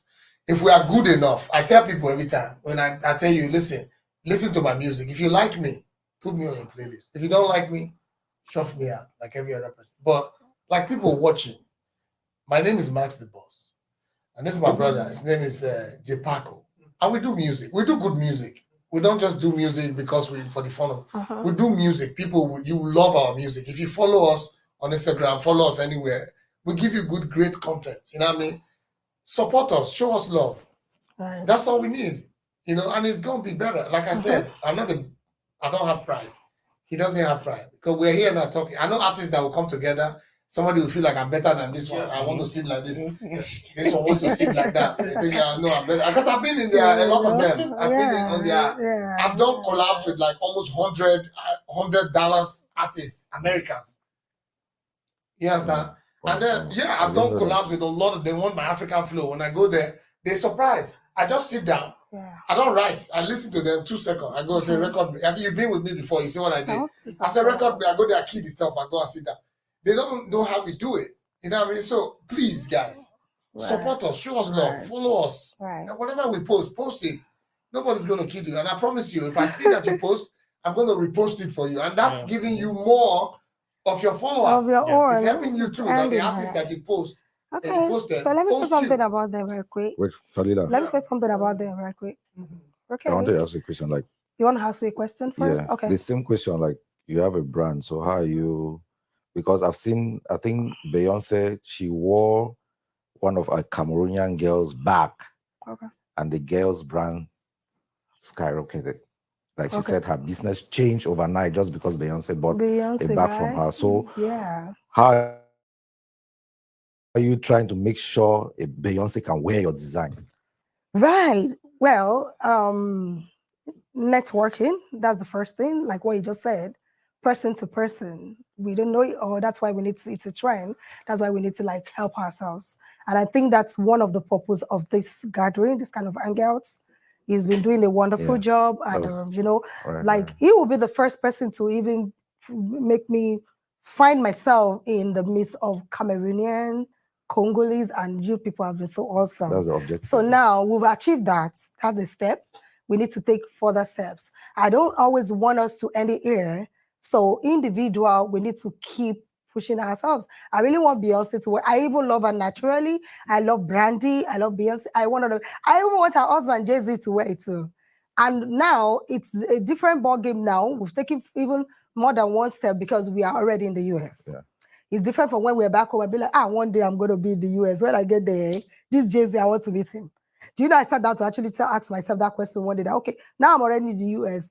Jay-Z is human. Beyonce, she's human too. They're approachable. How do we get there? Personally, I do not know for now, but you can help me. Just like the other time the first time I was talking with J-Park, I'm like, this guy is good. I love what he's doing. I really want to get him there, like to Nigerians. And I'm not just saying those artists that are still upcoming, because I don't know, he might see himself as upcoming, people might see him as upcoming, but he has what somebody that is already there has. The only thing is just the starting point and where he just gotten to. I am very sure today if he should meet somebody like Davido, Tiwa, or somebody, and they see what they're not going to turn it down. So that's all we need. So I'm going to use my own channel to help a brother, help a brother, help a brother. So we are all here in the US. You are here, you have what it takes, you be American too. So let's always sit together, brainstorm, and see how can we push this. Right. Yeah, it's a task for me, and I really want to meet up with it. So Another I thing, wanted sorry, to say something before you about cut, them. 1 minute before you say that very important. Okay. Another thing too is because we are abroad, because it's America, the almighty America. Yeah. It's what's keeping me and you from actually becoming very big right now. Because a lot of these companies, they think that these guys are already in America. Yeah. What we're gonna do for them? How much are we buying them with? Exactly. We can do deals. We don't need you guys to sign us. Right. Just give us distribution deals. Yeah. Let's have fun. Make your money, we make our money, everybody's okay. That's all we need. Thank you. Go ahead and say that. So I think we have someone that should be our brother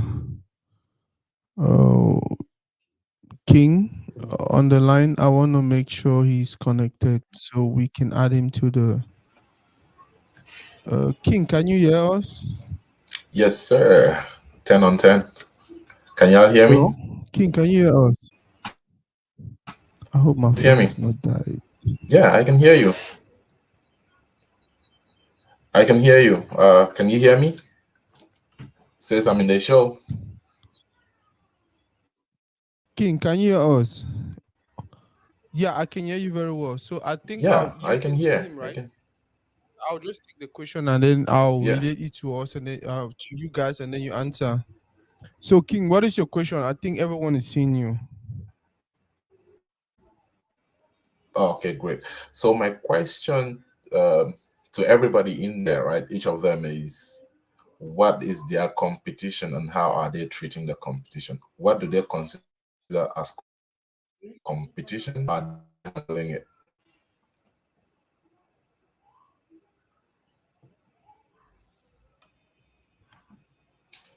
Can you hear me? So the question from King is, what is the competition amongst you guys? Let's say amongst our community. Falila said, yeah, I can hear you very well. I'm actually relating the question right now. Okay. The question is, So start like with how Falila. Falila, what is your competition? How are you treating your competition?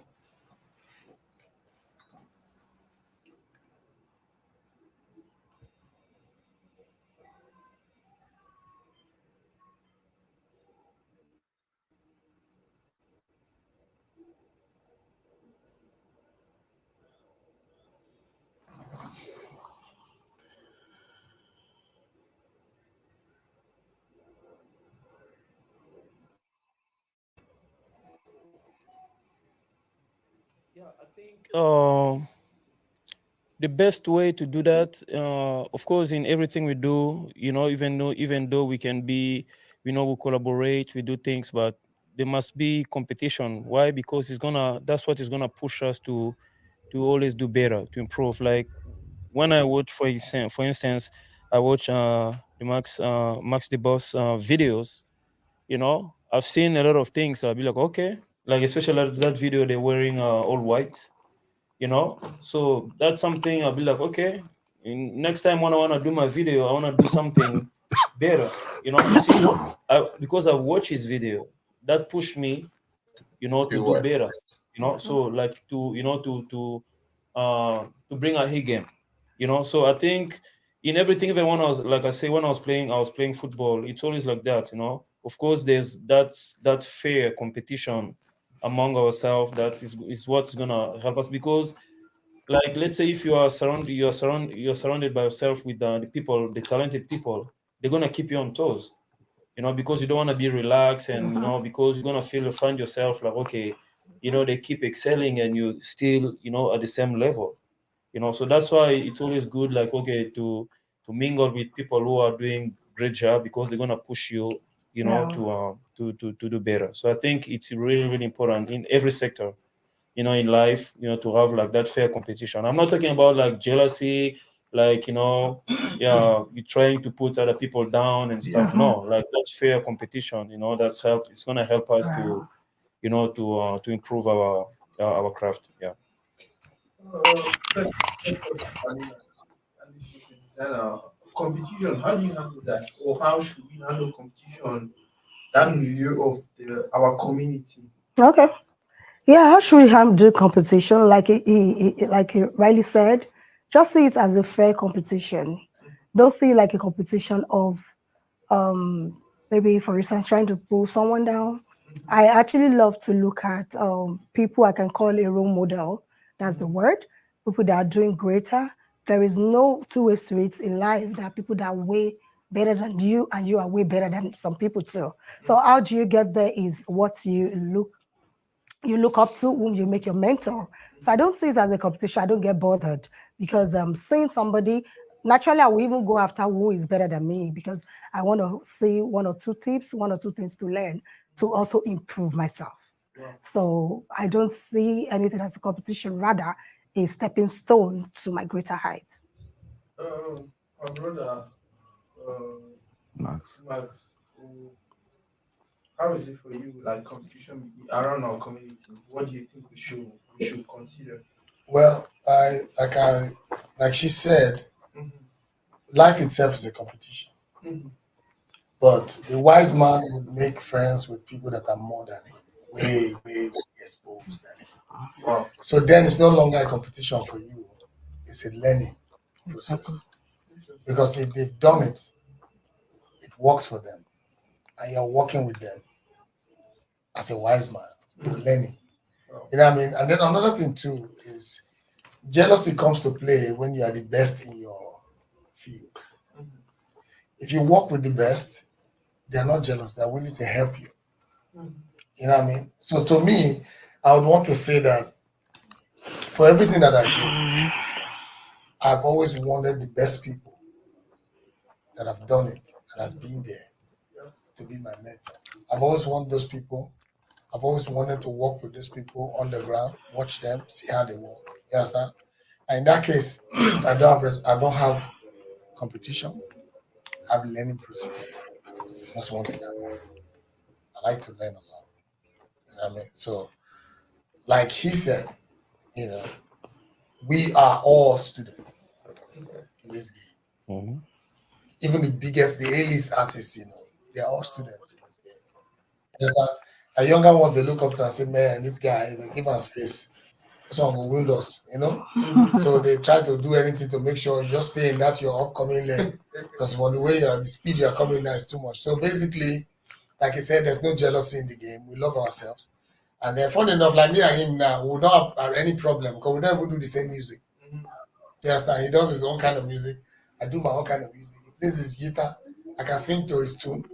He can sing to my tune. So we're two different people entirely. But for everybody out there, competition is love. Competition is something that will help you get to a certain level in life that you ought to be.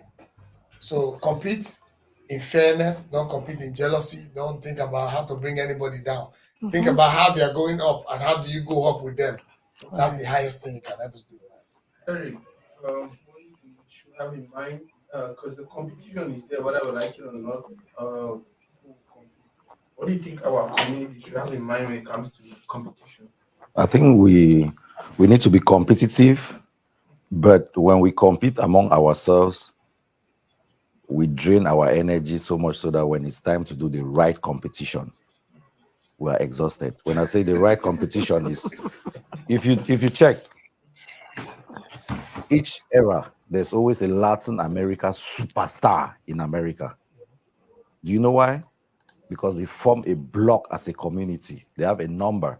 So America is compensating them by giving. If you check Beyonce, most of their songs are translated into Spanish.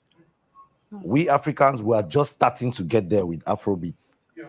So we are just starting to get there with Afrobeats. Africa, they are giving us our share now because I don't know how Nigerians have done it. Jamaica out, they took reggae music. Yes, I don't know how Nigeria has done it, but they have done a good job for us Africans. So if we work as a block, we'll compete with other communities as a block. But because we compete among ourselves as individuals, by the time it is time to compete with other communities, they don't already key strong man. The strongest in our community is already exhausted because you have to fight everyone who has been trying to stop you to get on the top. And by the time you get at the top, your energy is already drained. You cannot even compete with another superstar from another community and all of that. So save your energy for positive. Yes, I know, save right? your energy for For the stronger competition. Okay. Where's the base? DJ King, He's here. I was going to He has talk been about here He's before. been here. DJ King is in Dallas, and He has had two shows he's here, right? actually not just 2 shows. He's actually part of the family. There's a weekly show, yeah. Yes, My he's very a first session DJ. here, it was here. Yeah, There's a weekly show, yeah. He's a He Yep. does weekly show. So he's a DJ. I'm here in Linton. So I wanted to ask boss, Max the boss, right? So Now I think we should just, because we are at 2 hours 22 minutes Yeah, in. but I want to quickly say something about my artist. I'm sorry, I've been wanting to do that because I love good things, and if you're somebody, if you're a lover of anything good, the good things will always come your way. Yes, thank you guys. They've said a lot of wonderful things about Oasis by Falila, my job, my designs too, and my personality. So I would also want to reciprocate that because the first time I met both of them like differently, I think I met J Paco before Max, right? Who did I even meet first? You met him. I met him first. So seeing what he is into is music. Naturally, I love music. I don't just love music, I love good music. And for the first time in my life, I would say that I've always been foreign art music stuff and Nigerian stuff. I was able to listen to somebody from another country and I was able to like get along with it. I felt him.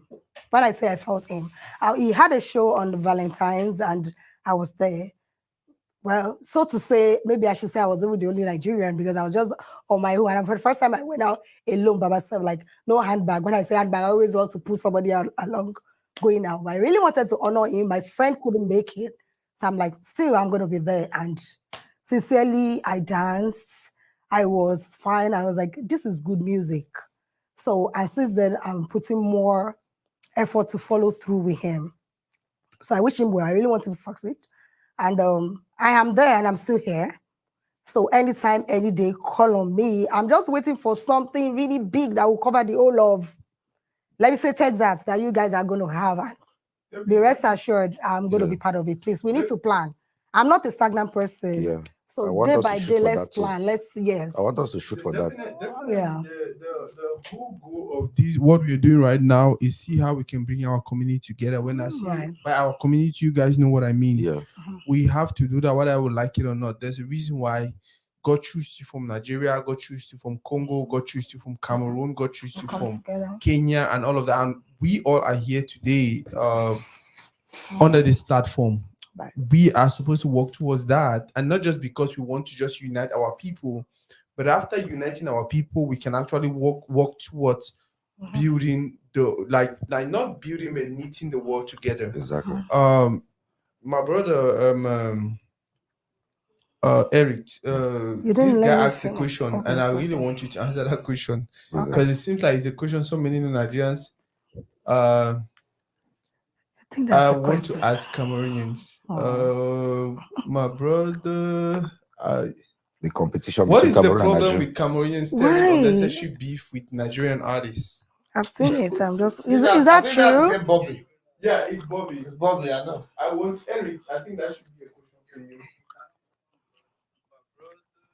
I think it's mostly because those who animate that, they are not trying to do, they don't do enough research to understand why Nigeria is where they are. Like I was saying, they are the front of the Afrobeat movement.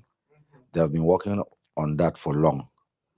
Meanwhile, in my country, Cameroon, a lot of people they consider Afrobeats like not originality. That's just an example. So now they are surely taken by surprise to see Nigerian on the forefront, but it's not something that happened overnight. Everybody knows Burna Boy's story. He has been on the ground for a while. Everybody knows, like when you see the Nigerian artists who are topping, they are from a system that has been well organized. So we in Cameroon, we are still like, we are not understanding. We're ignoring the process and just thinking like, okay, no, they don't, because some people actually feel like they don't deserve to be there. But if you check, if you go deep, if you look somewhere like Don Jazzy, he has gone from generation to generation. He has Rima, he has Ira Star today. He did not just get up and have them out. He used to have the Yeah, so back then. it's a process. What's his name? Burna Boy, he was underground for a while. While he was underground, he was working on his sound. Now, when he exploded, he was already ready because he prepared his journey. So in Cameroon, we always have debates where we're like, if an artist is sounding like an Afrobeat artist, they'll say he's not original and all of that and all of that. So those are the things that cause all those type of debates. But trust me, it ends at the lower level. It does not go to the top. Right. It does not go to the top. Let me add some salt on that. Another thing too is when we're growing up, Cameroonian music was actually dominating Nigeria. Wow. When I mean the Makossa. I don't know if it's I don't know. Cameroon, I know Cameroon. Is that Makossa from? I remember those days we used to do those dance to Makossa music, Makossa. Congo music, and all that. They were, top music. But the problem is, what I think they have now as a problem is the fact, like we said, people don't support their music. They let the old people remain there. It's just the same way I say Bala Blue, Baba Blue, because we allow the same people to remain there. They are great artists. Like this guy is a great artist. Fali Pupa, the lives of Awilo, lives of all those people, Kofi Olomide, they are old. They are getting to a certain level. Those are classic people. We regard to them as a lord of music. You understand? But the young has to grow. If you watch Don Jazzy, he's picking young boys of 18, 19, Exactly. 16. I'm grooming them. They have a lot of things to offer. Supporting, exactly. You understand? But the truth is, we have to support ourselves. It don't matter if you are a Cameroonian. If you have a good sound, I support you. It don't matter if you are from Egyptian. If you have a good sound, I will support you. One thing I promote is good sound. There's no competition anywhere. If it's good, it's good. Like I went to a show. There were a lot of people that perform, but they will tell you, I did good because I have good sound. Yes, I came out different. You understand? So the same thing when he came in, the way he came in, his movement, everything was authentic. His music, authentic. So I don't say why somebody will just sit down and be like, oh, they want to, say because it's Cameroonian. Exactly. If you can do your leg like this, where somebody is singing, why can't you get up and dance? Now. Yeah, and let me finish. Let me finish what Max was saying. And there's another thing that we ignore. While Cameroonian artists were going for the French market, Nigerians were working in the English market. You see? Right. So now that it has blown, God bless you. Cameroonians who were going for the French market are wondering like, But the answer is there. You guys were going left while they were going right. right. So now they are reaping the profits from going right, and you guys are. It's causing a lot of. So That's because it. people are not sitting down to really analyze Analyze deeply why it is happening the way it's happening. Because they don't So they're listen to just sound. they're They just don't trying follow to, like I said, it ends at the Follow lower language. level. It ends at the lower They level. don't follow sound. Well said. Yeah, it ends at the follow lower level. I Well want to said, say Eric. something. You guys don't even know Eric. I come from Cameroon, and this is one person. His knowledge in music is really, really deep. I encourage him to talk. I encourage him Eric? to go. This Eric, Eric. the Eric sitting next to you, Yeah. he's actually a blogger, a PR, and he's doing a lot for our community. Mhm. He's actually huge. But my problem with our community is the fact that people don't follow him. They don't want to listen. Not like they don't follow him. Yeah. There is I can say 40, 50, 60% that follows him. Mm. But I feel like with the knowledge he has, people There should should be really more. follow him, get to understand what he's saying, because he's first of all, a humble person, a sincere person, and all of that. Aw. See, now that's false from what I just said. Yes, You know, that's the just one problem click, with us. you're gonna see like a lot of people. They're gonna be posting bloggers. Mhm. They don't Exactly. even know them. Okay. You know, like Exactly. You know what? You Let Eric. Let's do something. Mhm. You know, they say people say when there's dance, when there's grand, Mhm. people don't argue who can beat who. I can beat you, I will break your head, I will fight you. Mhm. There's grand here. I can step on the ground. Why don't we just fight? Mhm. Mhm. You are a blogger. Yeah. We're an artist. Mhm. You need us. We need you. That's Each true. other, So brother. why do we go Right. to people outside and Mhm. look for them there? Mhm. Exactly. When you're When we already here. have you Yeah, that's here. what I'm saying. Inside. Here. Yeah. Now, Right. this ground. You know, I don't know if you know what I'm saying, right? We have great content. Right. Mhm. You've not heard me. All these things you heard, this ones you're hearing. My Mhm. unreleased song is even way thicker Mhm. than Yeah, that's what you've what- heard. Mhm. That's why this platform is Yes. existing. That's So, why we're heading and there. I'm pretty sure he also, aside from the EP he dropped, a good artist always have Up the backup backup. Yeah. bad sounds Mhm. that Right. will drop somewhere that will shake the whole atmosphere. You know what I mean? So I would like us to do ourselves a favor, right? Mhm. Let's work on ourselves. Yes. That's Let's it. use That's Eric. it. Let's see what you can do. Show the world what you can do through the us that you're seeing. Right, Exactly. right. I'm She's a fashion following. designer. She need a blogger. Mhm. Mhm. TORIDEY even needs a blogger. Of course. Exactly. And This you're is an here. artist. So He why needs a wait till blogger. they I'm find here, a I need a website? blogger. Let me just give you an example. One Yes. example. Most of my friends, you know, like they know I like, you know, I like Real Madrid, right? Football. So sometimes we argue Arsenal game, Manchester, blah blah blah. Mhm. So today, Barcelona played Madrid. Yeah. You know, and my team Madrid lost 2-1. Oh, You sorry. see? No, it's okay. It's football. Sorry. You know. But you see now, yeah. So Sorry, you bad. see now, people are tagging me. You know, They're they showing make you it post. the They're failure. tagging me. Yeah, but they can't even post my stuff. They on They are have music. tagging they it have for time to football. tag you. Yeah, That's to what tag I'm me saying. when You can my imagine. team lost. You can imagine. Lost. That's the You know, problem but with us. I just released my EP. The same people, they can't even post. You know, even to tag me.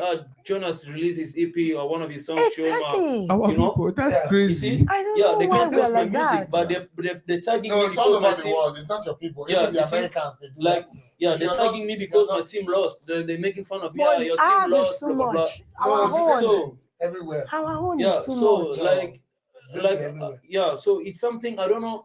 I don't want to say it's I don't want to call it jealousy. Okay. You know, because Bless you. jealousy kind of sound, you know, Yeah, really but bad. that's the word. But Envy and stuff. Sometimes I try to understand. You know what I Yeah. mean? So I'm like, Yeah. okay, even one time, Mhm. the same thing happened. You know, my team lost, and I even was telling people, I'm like, okay, the same energy, the way you guys are like, I have like almost like 20 tags. Oh, your team lost. I'm like, Really? why can't you guys like use the same energy Energy, to tag me yeah. posting my music? Yeah, they won't do that. You know? They won't. Our So- people would not Because even you know, let me patronize tell you one truth. 95% of the people seeing you don't want you to be anything. That's the Why they don't want truth. it? They feel like when you become something, you'll be Thank you. you'll be walking like this. People will be seeing And you that's our thinking. problem. But the truth is this: what anything that God has in stock for you, Yeah, Shikina, yeah. you You will understand? get there. you will get there without even stress. And that's why most of the time in life, people we don't even know. You I understand? watched something on Instagram and a white lady posted it and they said, do you really want to know who your friend is? Then start a business. And that's true. Those you call your friends, those you call your people would not even patronize you. Guys. They won't even want you to. So that's it. So that's why we are here anyway. That's the bottom line. Yeah, that's what He we're is creating doing here, wonderfully well.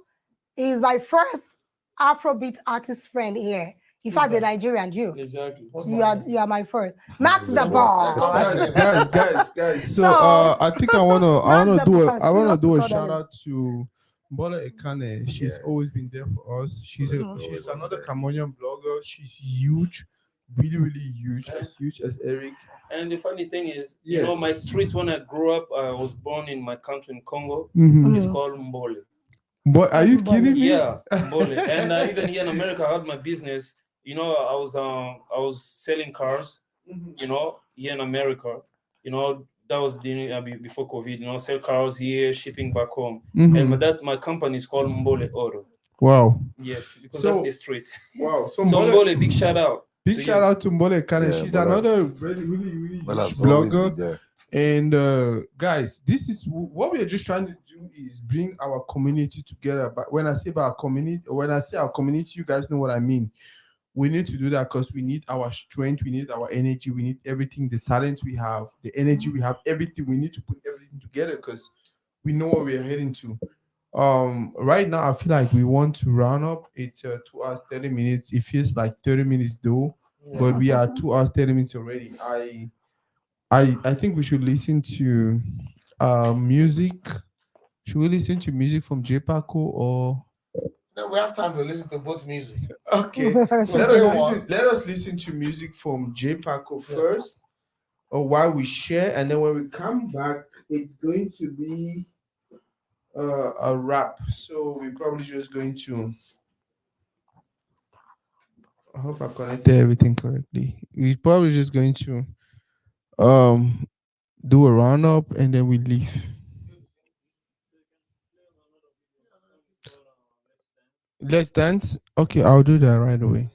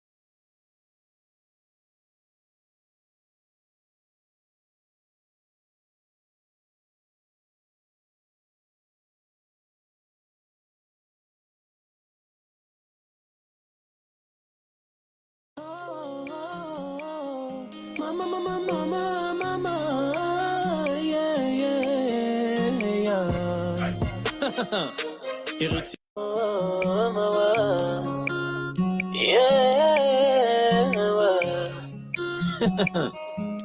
J Paco, Fit Alexa.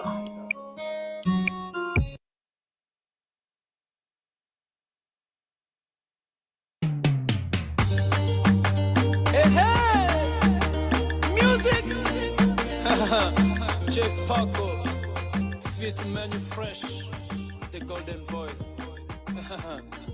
Baba Nadi. Nimesikia umepata mwingine, afadhali baby sema ukweli. Nimesikia umepata mwingine, baby kuja kidogo sema ukweli muongo. Alisema ukweli tucheze, Afrika tucheze, baby sema ukweli tucheze mama. Amerika tucheze, baby sema ukweli tucheze mama. Asia tucheze, baby sema ukweli tucheze. Wo wo wo wo wo wo wo wo wo.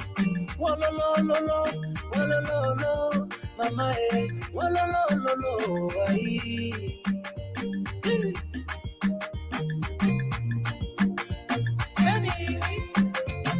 Tonight, I will dance with you tonight. Tonight, I will shake with you tonight. This your body is consuming fire. This your love is what I require. Feeling me, baby. Killing me, your body. This your particular, they making me feel the fever. And this your particular, they making me feel so singular. Feeling me, baby. Killing me, your body. Nimesikia umepata mwingine, afadhali baby sema ukweli.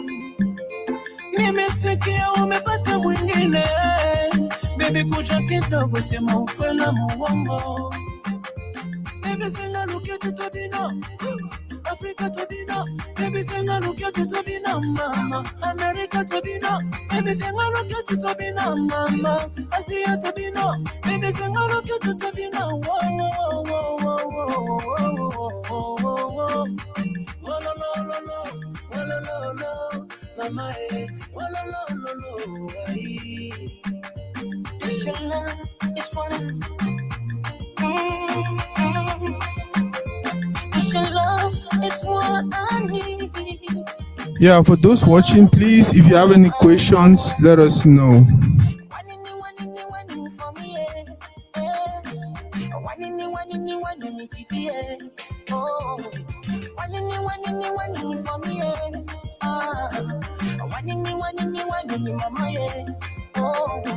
I'm feeling the fever. I'm feeling particular. I'm feeling the fever. This song is dedicated to all the troublemakers worldwide. I have a solution for you. If you mind your business and I mind my business, life will they go.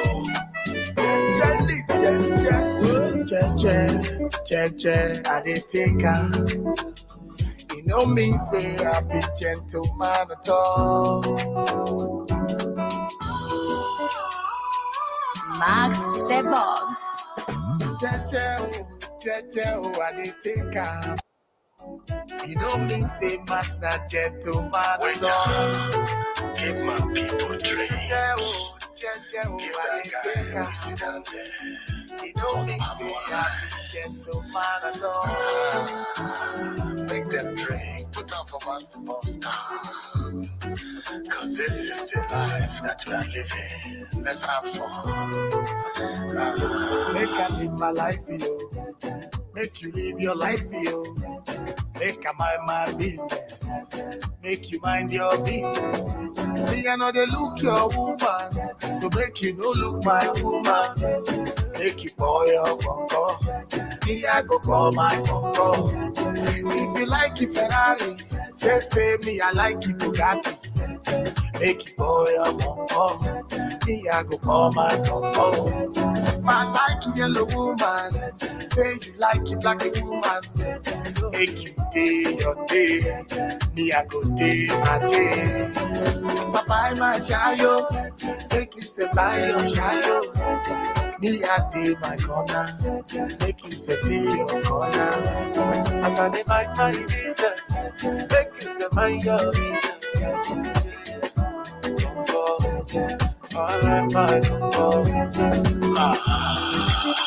What you like cannot be what I like. Leave me to like what I like, and you like what you like. If I like a girl with stretch mark, it's none of your business. Why don't you go and like your own and mind your business?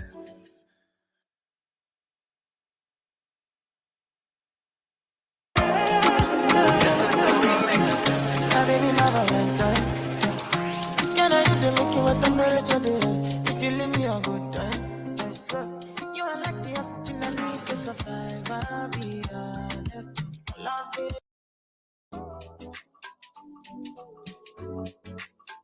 Ladies and gentlemen, this song is dedicated to all the troublemakers worldwide. I have a solution for you. If you mind your business and I mind my business, life would they go.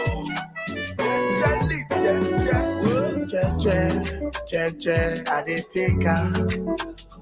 You know me say I be gentleman at all. Max the Box. I did take her. You know me say master gentleman at all. Give my people drink. Give that guy who sit down there. You know me say I be gentleman at all. Make them drink. Put on for basketball star. Cause this is the life that we are living. Let's have fun.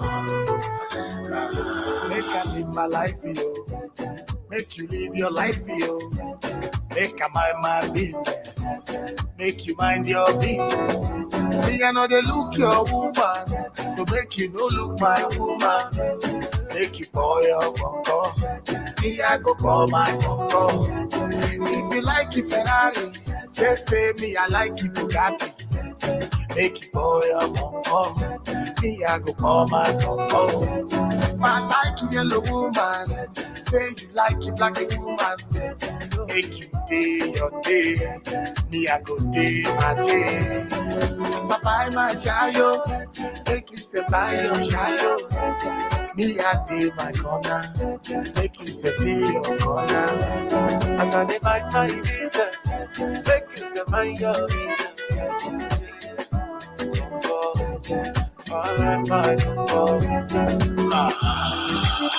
What you like cannot be what I like.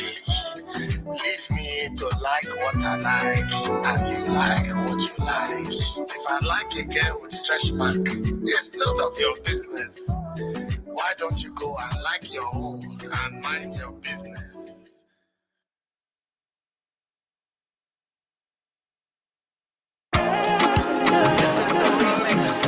Baby, my Valentine.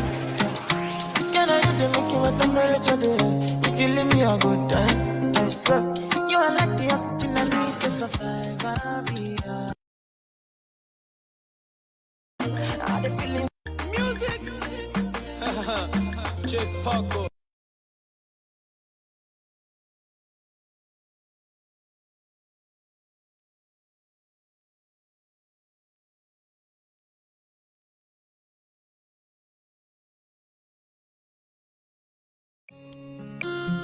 oh, yeah. J Paco. Fit Alexa. Bolingo na biso eza lokola mbele ya mino mibale soki esalike bato kozokisa mwana moninga mawa timba bolingo elengi meleleli lokola ambulance wawawawawawa moya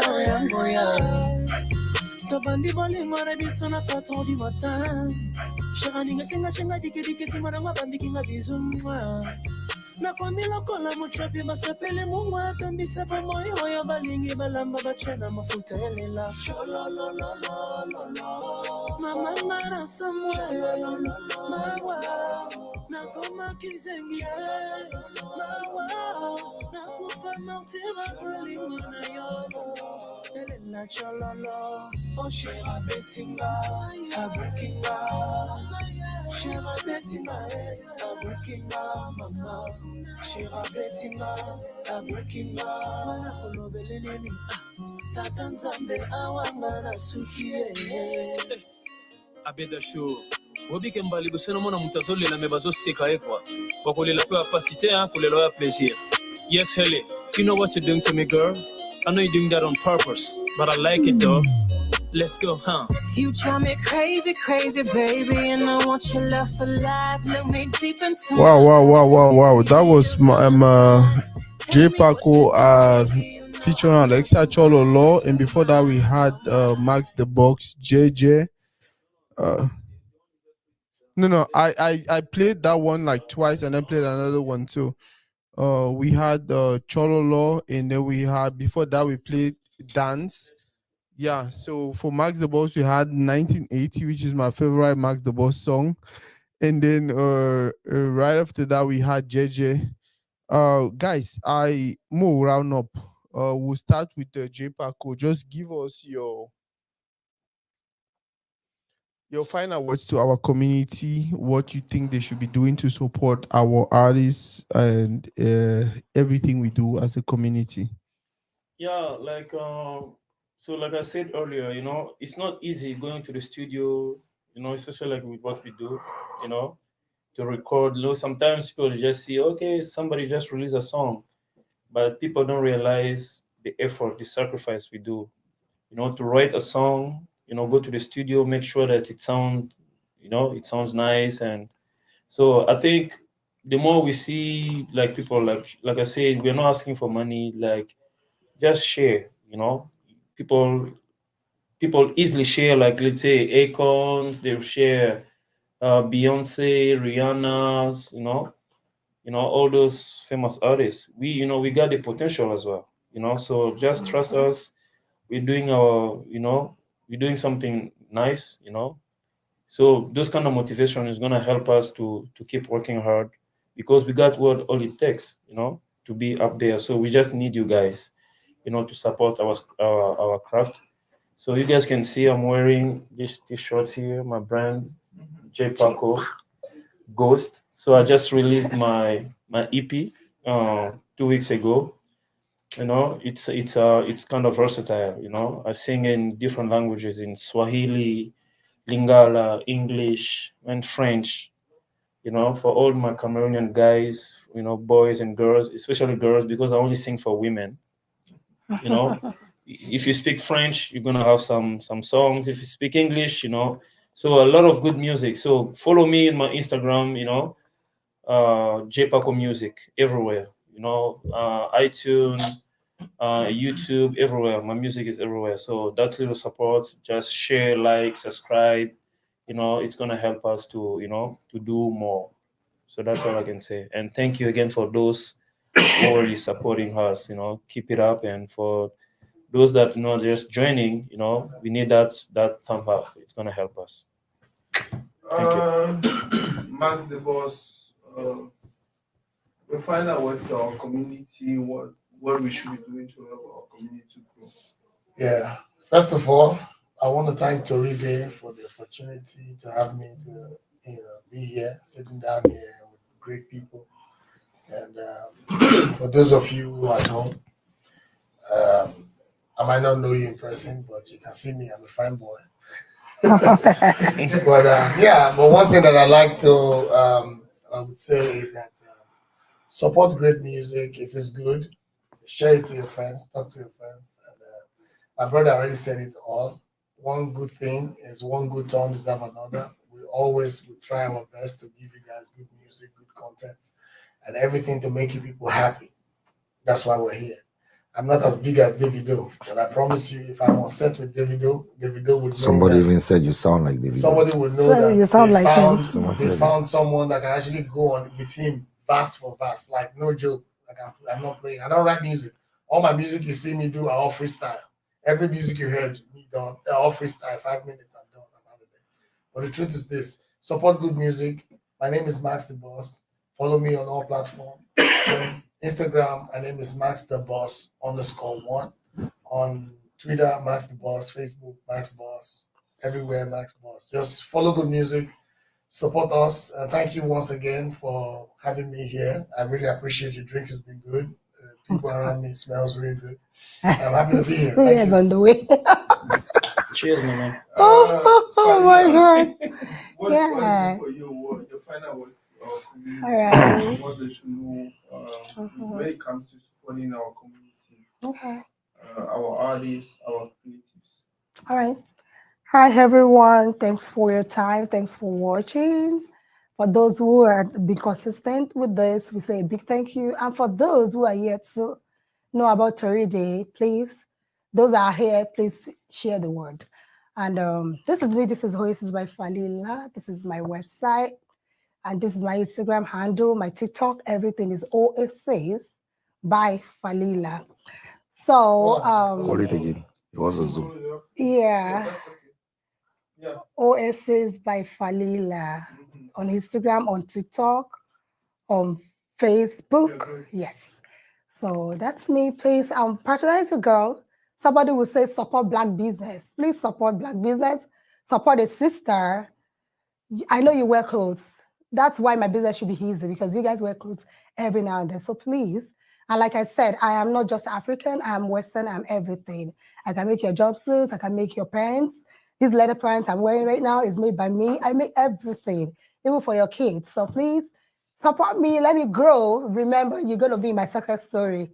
You know, right? You better be. And she sells G-string too. For those of you who's looking for bikini summer.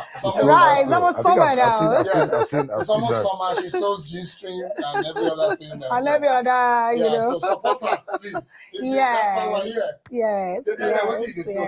Yes. I just do everything. I just G-strings, men underwear, your nice boxers, those bikini, you know, everything, you know. Yeah, sexy night wears, you know. Exactly. Just call on me. Eric, what would be your conclusion? Our community and what we can do to get closer and better.